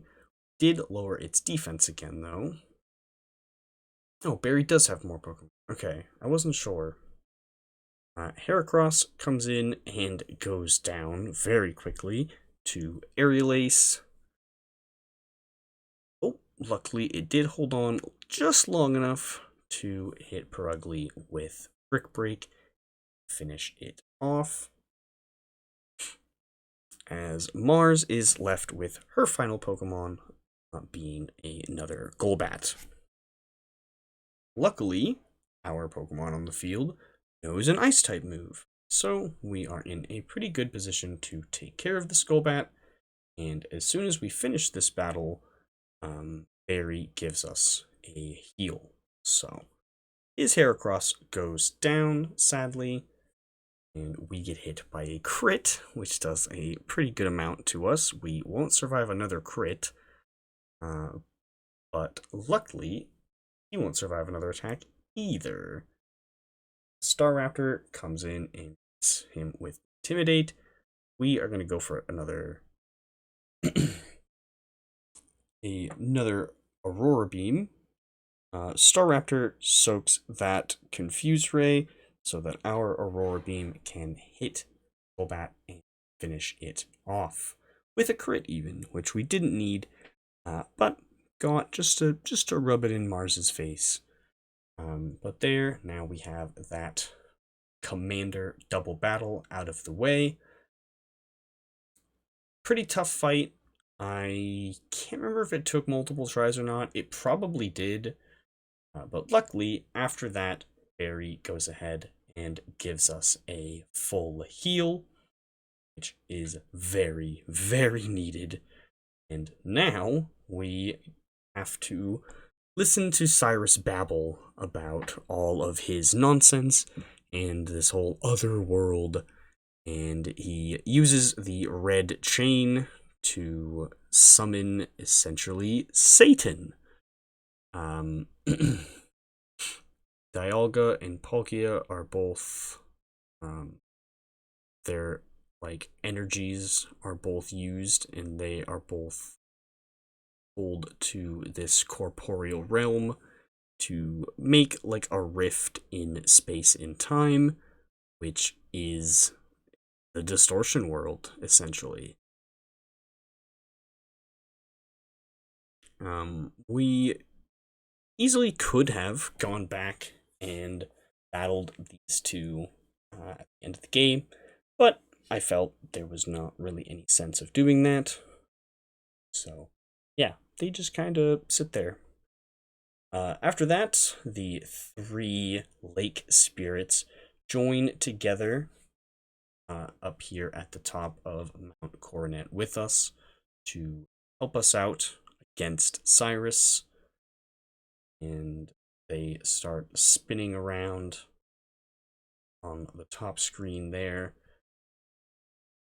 to try and anything at all to stop Cyrus, as he uses the power of both Dialga and Palkia to try to threaten us, essentially. But there is a third force that he did not account for that is not pleased with his messing of space and time. And as it peers into our realm, it gives us access to another dimension that is known as the distortion world. Sadly, my system was having a bit of a visual glitch, and this doesn't look like it's supposed to, but this is the portal to Distortion World, And as the three lake spirits jump in, Mesprit stops to kind of say hi, almost, on its way into Distortion World. Cynthia finds her way up here to see us into the Distortion World, essentially. She follows us in and helps us track down Cyrus. In we go. And here we are. This place is that's funny, we both I did not remember she said that. That was just coincidentally timed. Anywho, this place is very strange. The laws of gravity and such don't really make much sense here. And it is quite a puzzle. We are going to skip most of that, though, and go right to the final Cyrus fight at the end. This fight took multiple tries. This fight was tricky. So, we lead with Lucy into his Houndoom. We are strong against it, and it is strong against us. We hit it with an Aura Sphere, and luckily take it out in one shot. Its flamethrower, it was nasty against us. I think it has Dark Pulse too, which is also not pleasant. We stay in against Gyarados to soak the Intimidate off of it. And then we switch into Mayo, which I suppose I could have switched to beforehand. Oh, wait, no, I did that intentionally because of the Earthquake, where if I had Lucario on the field, it would go for Earthquake. Therefore, if I switched to a Flying type, it wouldn't do anything. And now, it's going to try to go for Ice Fang again, so we switch to... Or it even ended up going for a Water move. So now it is asleep. We can go for Toph to hit it with Rock Tomb to try to lower its speed, make it a little bit more manageable. Luckily, it doesn't wake up right away, and we are able to hit it with a Rock Tomb, which does very nice damage and successfully lowers its speed. Luckily, it stays asleep again. Sadly, we missed the Rock Tomb. Unfortunately, it wakes up the following turn and hits us with Waterfall. And extra unfortunately, it crit on us and one-shot poor Toph. So, very unfortunate. I don't know what I was doing there. But, Oh, I must have been checking the held items. Anywho, we are able to outspeed it with Mayo, hit it with Ancient Power, which doesn't quite take it out. We do get hit with another Ice Fang, and that does take us out, unfortunately. So we are not looking too hot right now. I decide to go into Queen, I think, to try to hit it with Power Gem. No, we do end up settling on Grape, actually. Definitely the better call. It goes for a 4-store, which is really annoying. As we go for a Rock Smash. I don't really know why I picked Rock Smash. Oh well. We'll get some defense lowers on it, which could be handy for something else to hit it. Like I said, this fight was tricky. I think we were down to our last Pokemon on this fight. Little spoiler. We get hit with a crit, which is never fun, but I just keep stacking those defense drops. Think I switch into Flora next and try to take it out with Razor Leaf, I think. Okay, yeah, well, I definitely switched into Flora. Oh, I went for Crunch instead. But luckily, thanks to those 3 defense drops and the 1 speed drop, we're able to outspeed and take it out without too much hassle. Next in comes Weavile, so we pivot to Lucario because we definitely want to have something out that is 4 times effective against it, not 4 times weak against it. Sadly, it has Fake Out, so we first turn it bust, but our Steadfast gives us a speed boost for getting flinched, so pretty handy. I don't think it makes a difference. Or it might have. It might have actually made a difference. I'm not entirely sure. But either way, very nice. We're able to take that out with a single Aura Sphere. And now he is pinned up against a wall. Just his Honchkrow left. Oh, no, incorrect. He has Honchkrow and Crobat left. We go ahead and hit Honchkrow with an Aura Sphere, which will do neutral damage against it. Which is still about half. It hits us with a Heat Wave, which does quite a lot, but doesn't quite finish us off. Where we only did about half health to Honchkrow, it didn't get into berry range. And luckily, the second Aura Sphere took it out without it healing, which is very, very handy for us. Now he's pinned up against a wall with only his Crobat left. And we are going to pivot into, I think, Queen, whatever reason. Try to let her... Nope, I don't pivot at all. I go ahead and let Lucy just get any final damage off that she can. With one final Flash Cannon. And then I think I switch to Queen, and she doesn't do like anything at all, and then Flora has to finish it off. I'm pretty sure is what happens. Alright. Let's see. Yep. In comes Queen. I think he gets flinched by... Oh. Well, I get hit by this first, and then I think I get flinched. Although he hasn't... Oh, no, he did use a full restore on Gyarados. But I don't think he has any heals left. I don't think he does 2. I think he just gets a flinch on us with this. Which that did put us into our berry range, but sadly it wasn't quite enough because we did flinch, and with the toxic damage and Air Slash just being so good, it does take us out on the following turn, leaving us with only our last Pokemon against only his last Pokemon. But luckily, Flora is an absolute G, and even though we get hit by Confuse Ray, it does not matter, and Flora is able to hit through the confusion and take down Cyrus for good.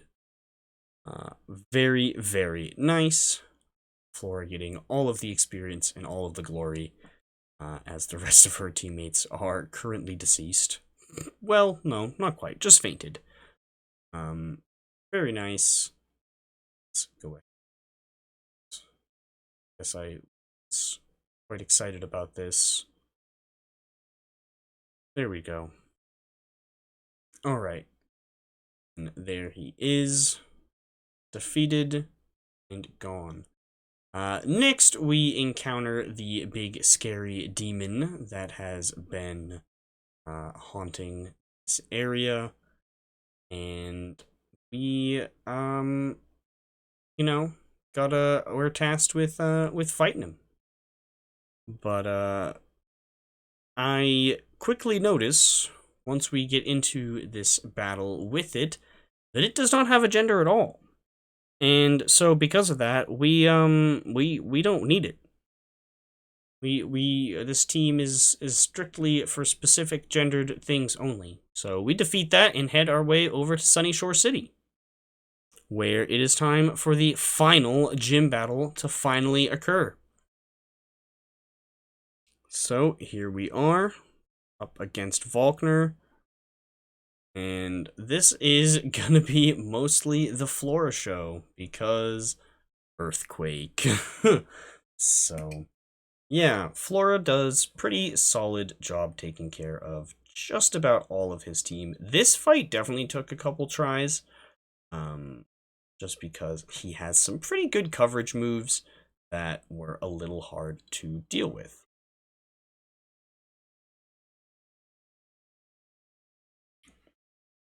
But Jolteon goes down very easily. Luxray, can't remember if his Luxray has Intimidate or not. We're switching out, so I'm thinking it must. Yeah, if I'm switching into Lucy, I think it probably does have Intimidate. No, it doesn't. It has Rivalry. Oh, okay. Rough. Miss the Bone Rush and get hit with the super effective Fire Fang. Luckily, we hit a second Bone Rush. And we get only 3 hits, which is not very great. We sadly get taken out. Oh, we live just barely on 3 health after a second Fire Fang. And go for a Hail Mary Aura Sphere, just so that way I can get any damage at all off before fainting. And luckily, it was just enough damage that we are able to take out Luxray successfully while living on 3 HP. Next in comes Raichu. I figure Lucy can just fight it out, so I go for a quick attack. Sadly, Raichu also goes for a quick attack, and where it was faster than me, its quick attack hit before mine, so unfortunately I got taken out. But now we can send Flora back in. This Raichu has Signal Beam, though, which catches me a little off guard and does some super effective damage. But it put us just barely into healing range. So much so that we're able to heal to about 3/4 health, which is really nice. And then we're able to take it out with a single Earthquake, leaving old Volkner with only a single Mon left, and us ever so closer to getting that last gym badge. In comes Electivire, which was very tricky to handle. As he says himself, this is his trump card, and he certainly means it. This thing was a menace. I'm pretty sure it takes this Earthquake and doesn't just get taken out. Oh, wait, no, it doesn't, because it was a crit. I'm pretty sure it lives a non-crit Earthquake. And that Fire Punch was lethal in multiple of the attempts against him. But we got super lucky with our crits and took him out in a single attack, gaining the final gym badge, which means it's time for Victory Road and the Pokemon League. So, here we are, going in here, and coming out a handful of days later to head through Victory Road, which I'm not going to show all of, only the end Pokemon League. There was a large gap of time in between the clip of going into that Poke Center and coming out of it. That's why it was time out. And now all we have left is the final berry fight and the Elite Four itself. So, let's do this final berry fight. I did this battle before training for the Elite Four. So after this, my team skyrockets in level because I went and took a long time to grind them all up to about level 60. But we get a nice crit Aura Sphere on Staraptor, taking it out right away. Which at this point, I've leaned pretty much fully into a special attack build on Lucario, so I wasn't worried about that. Intimidate. Grape can handle Fernape pretty easily with a couple of Surfs. And the rest of Barry's team isn't very threatening either. This fight was done on the first try. There we go. Took Infernape out 5 levels weaker. Still take it out in one shot. In comes Rose Raid, so go ahead and pivot to Flora, I think. Oh no, we try to give Queen a chance in the spotlight.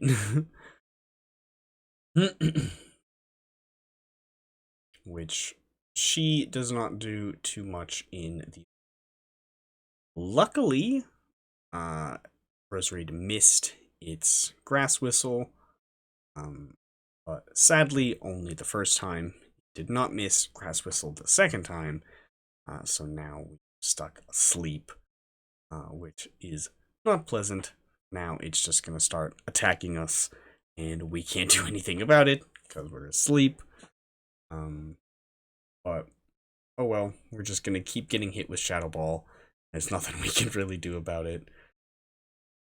There's no, like, sleep clause in the real games like there is. Oh, luckily we do wake up after eating our berry, and we do some pretty decent damage with Air Cutter. I'm going to go ahead and switch out, though, to Mayo to take advantage of its normal typing and be immune to that incoming Shadow Ball. Luckily, it misses another Grass Whistle as we soar up into the sky, and we are able to hit it with Fly on the subsequent turn and take it out. And we also avoid getting hit by its Poison Point ability, which is very handy as well. Next in comes Floatzel, so I stay in because I know Magical Leaf. So unfortunately, Floatzel knows Ice Fang and is faster than me, so that hurts. Luckily, it doesn't flinch or freeze us, so we can with Magical Leaf. It does do quite a bit of damage, actually. Never mind. But I think I'm holding a Miracle Seed, maybe? No, I think I'm probably still holding the Rock Incense. Either way, we take it out with a second Magical Leaf after surviving a second Ice Fang. And up next is... we get a quick level up. And up next is Heracross. I think this is the fight where it was a bit more of a menace. I know that it's probably going to outspeed me. That's why I'm hesitant on staying in, but I decide to do it anyways. A bit of a Hail Mary. Sadly, it hits me with Rock Slide, so that ends that dream, and also means that Queen is absolutely shredded if that connects. So we go into Toph, kind of forgetting that it's a fighting type, and attempting to go for Rock Tomb to lower its speed. Sadly, it's a fighting type, and outspeeds us and goes for Close Combat, which takes us out, because it's like 5 levels above us. So, yeah. But that did lower its both of its defenses, which can be beneficial to us if we can actually connect a hit on it. So we switch back into Lucy, which sadly is still weak because of its steel typing, but does outspeed and get some pretty decent damage off with Dragon Pulse. It is holding the Dragon Fang to boost that damage a little bit higher. Sadly, it also gets one shot by Close Combat, but Heracross's defenses have dropped even further now, so we are able to finish it off pretty easily with Grape. It goes for another Close Combat. Grape is not weak to it and is pretty tanky though. Oh, doesn't matter. Grape also gets taken out by it. Never mind. Yeah, this was the fight that Heracross just was an absolute menace. Flora, however, does not get targeted by Close Combat and is able to easily take care of Heracross with Earthquake after its multiple defense drops from close combat. Now we're kind of pinned up against a wall, left with only Flora and our weakest link. Luckily, the battle has been mostly handled already. All we have is Flora and Queen, so I decide to switch into Queen now, because we are against Barry's final Pokemon, though. I figure I might as well switch into Queen and let it get killed now, because I don't want to be stuck with only it as my last Pokemon. I'd rather Flora be my last Pokemon than Queen. We get a tiny bit of damage off with Attack Order before getting taken out by Body Slam, and now it is my tank against their tank. So we lock in an Earthquake against Snorlax and see what it can do. It sadly, never mind, not sadly, we get our lucky crit as we always do and take it out with the single Earthquake and finish off the final battle with Barry. Now all that's left is to do some grinding and go fight the Elite Four and Champion. Alrighty, now we are back after multiple hours of grinding, and here is what the team is looking like. Everybody is in their 60s, everybody has an item and the best moves that I could muster on them, and we are ready to take care of the Elite Four. So, let's get it on. Talk to this guy to go through and double check we have all of the badges, which obviously we do. So he is going to step out of our way in just a second and allow us to enter Elite Four. Here we go. First battle against Aaron. This battle, I tried to go a little bug versus bug and give Queen time in the spotlight. I don't think it works out too well. So we mostly start off with the obvious answer of rock versus bug. Luckily, we have multiple things that have rock type moves, one of them being a rock type. And we're able to connect through the double team and just take out Mega in one attack. I don't know what I was thinking against this Scizor. I'm gonna be real. I don't know why I stayed in here. I don't know. I kind of like froze up and just like stayed in fighting the Scizor for no reason.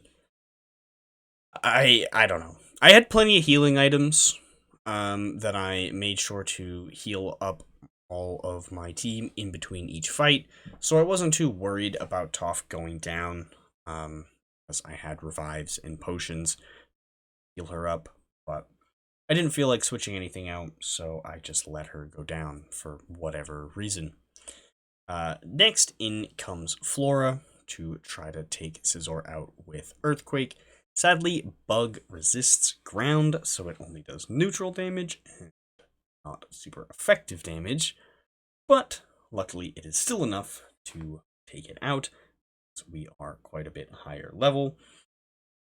I leveled up my whole team to, I don't know why I didn't, like, switch out here,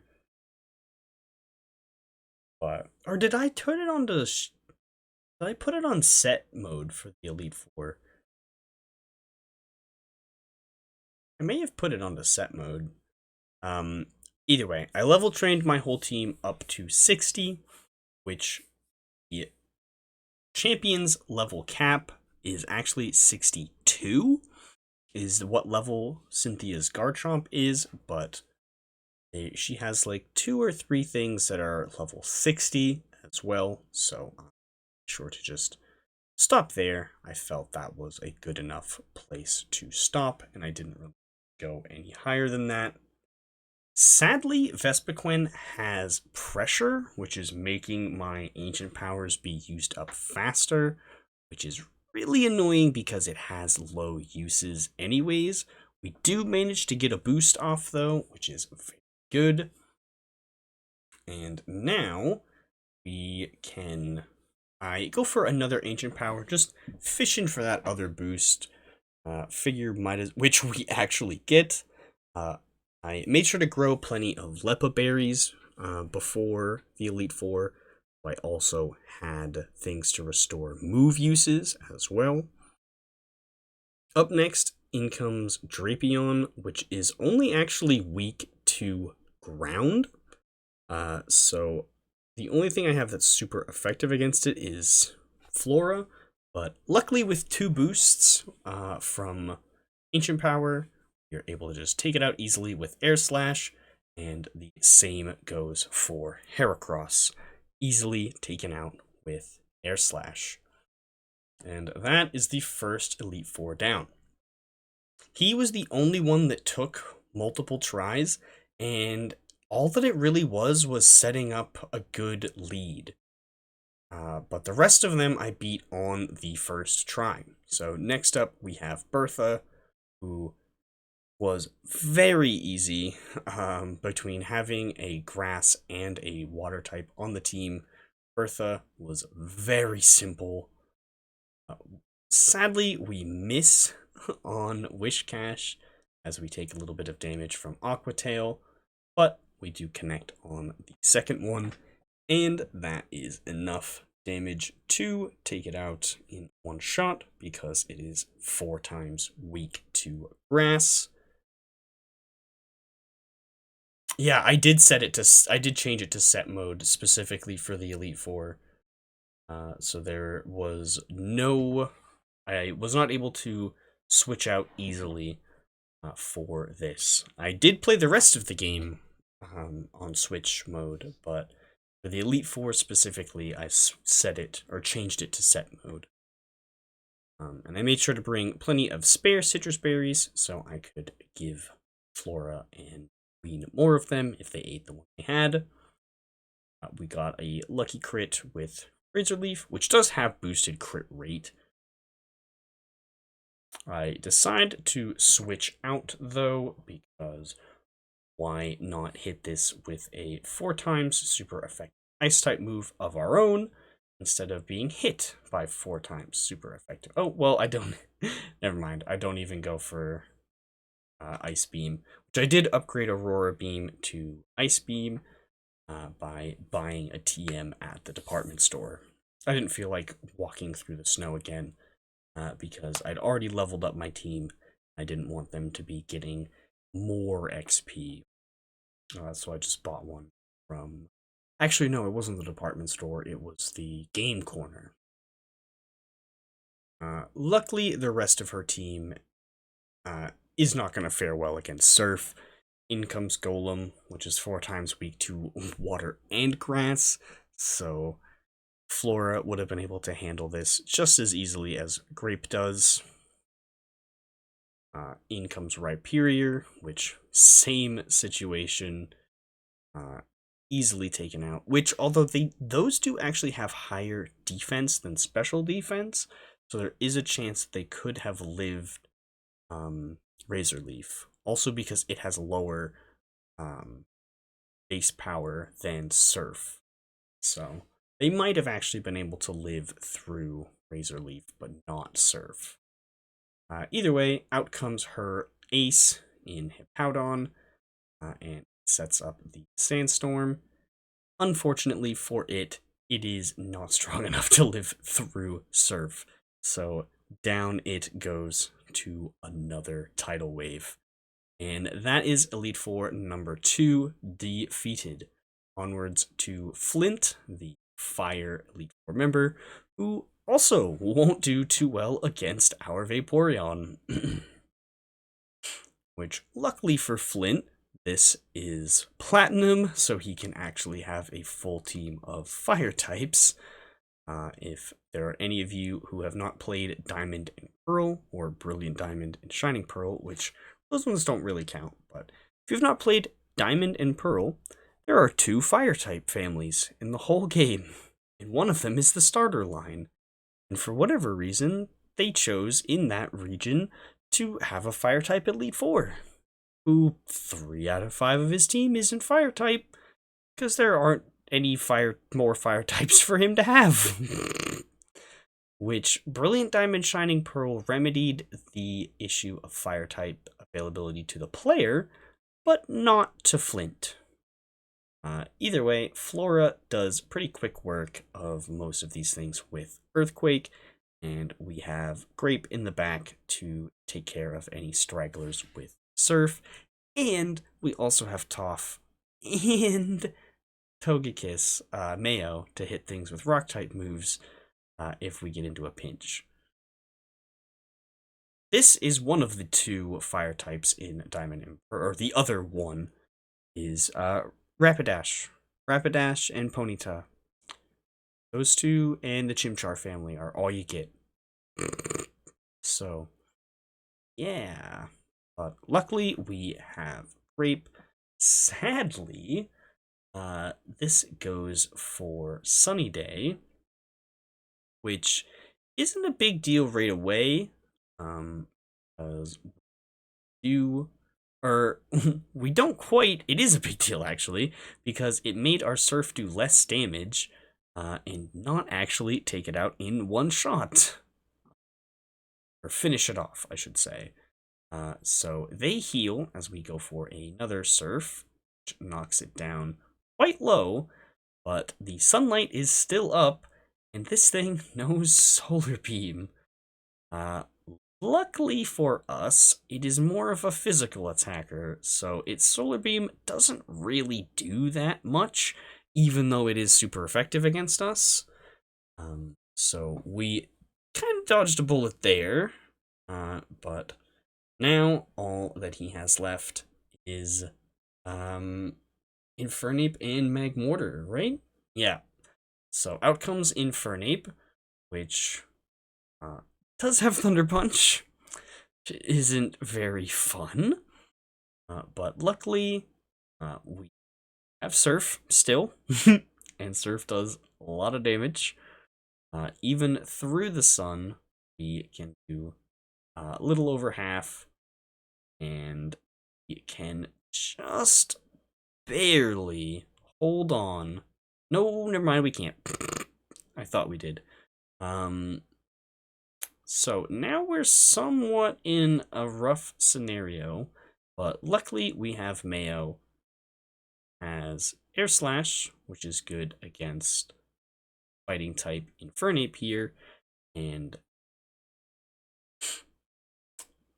unfortunately we get hit by that. Fortunately, we are a special attacker, so it doesn't affect our attack stat being lowered isn't a big deal. It's just the chip damage that is annoying. But we have Ancient Power to handle Magmortar. We just need to not be taken out by the passive burn first.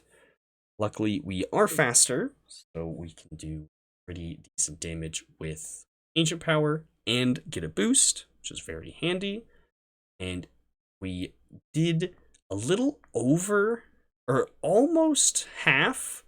I think that is a little over half, or a little under half of its health. Unfortunately, we get finished off with the burn.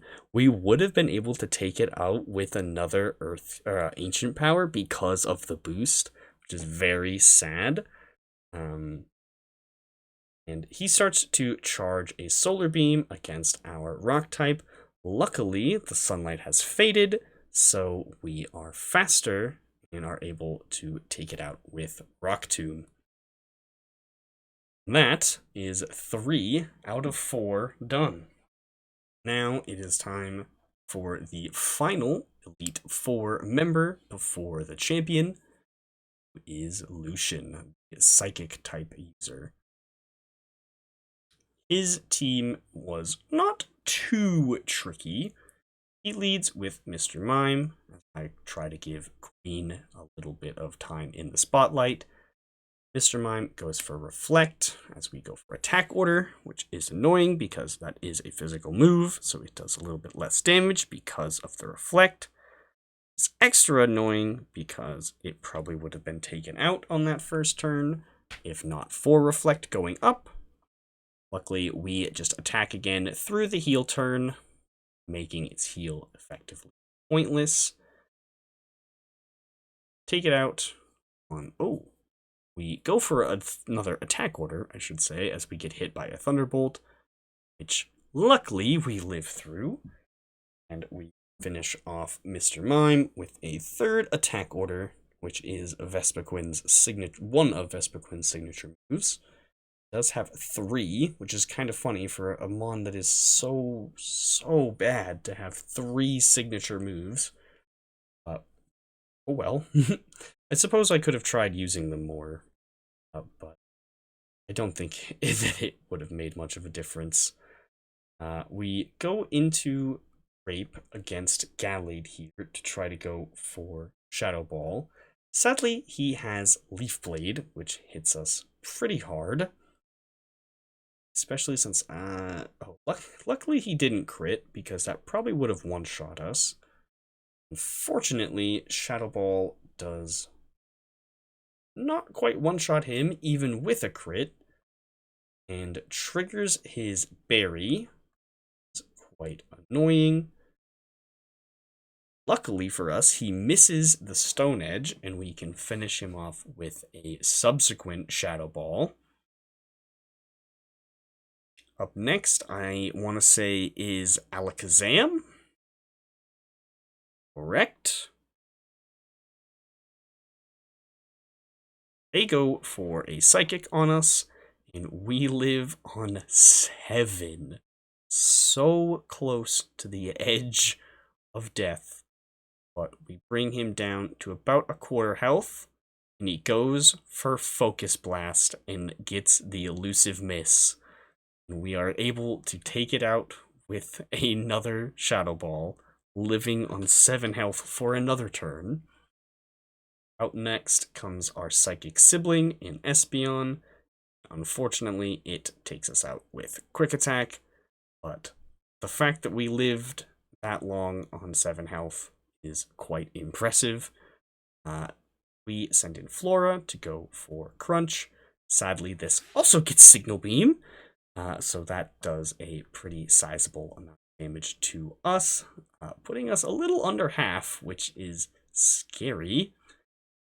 Luckily, we are able to one-shot it with Crunch, which is very, very nice, leaving Lucian with his final Pokemon, Bronzong, which is very annoying, but we whittle it down with Crunch, luckily getting a defense decrease on the first turn. Its Calm Mind only boosts its special defense, not its physical defense, so we can keep whittling it down. Crunch.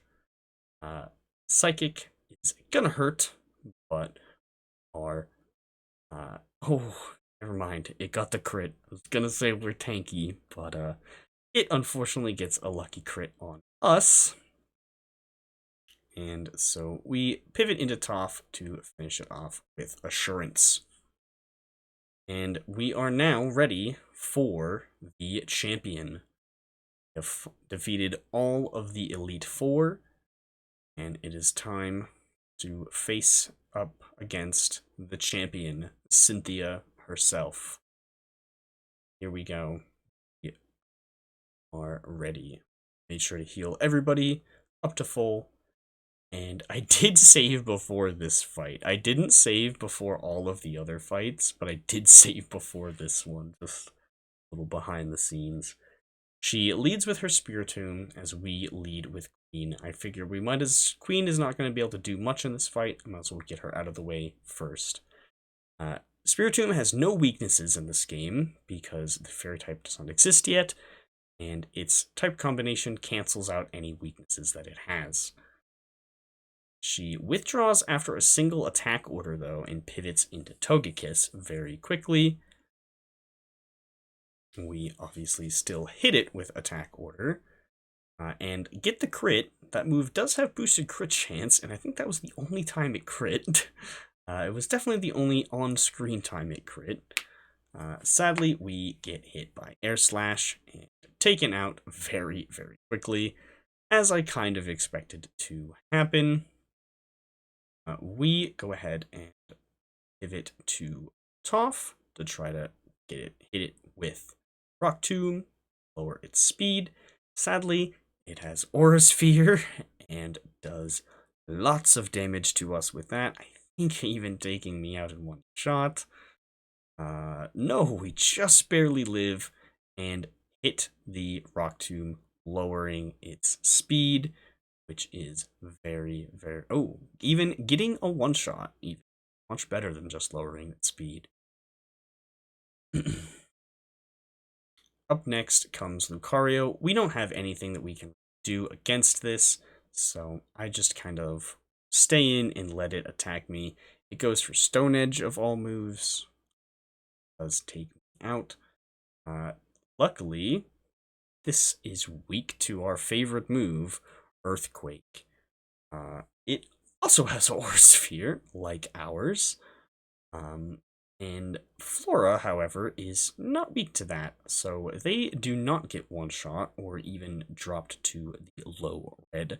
They shrug that off, only taking about a third of their health, and retaliating with a one shot from Earthquake.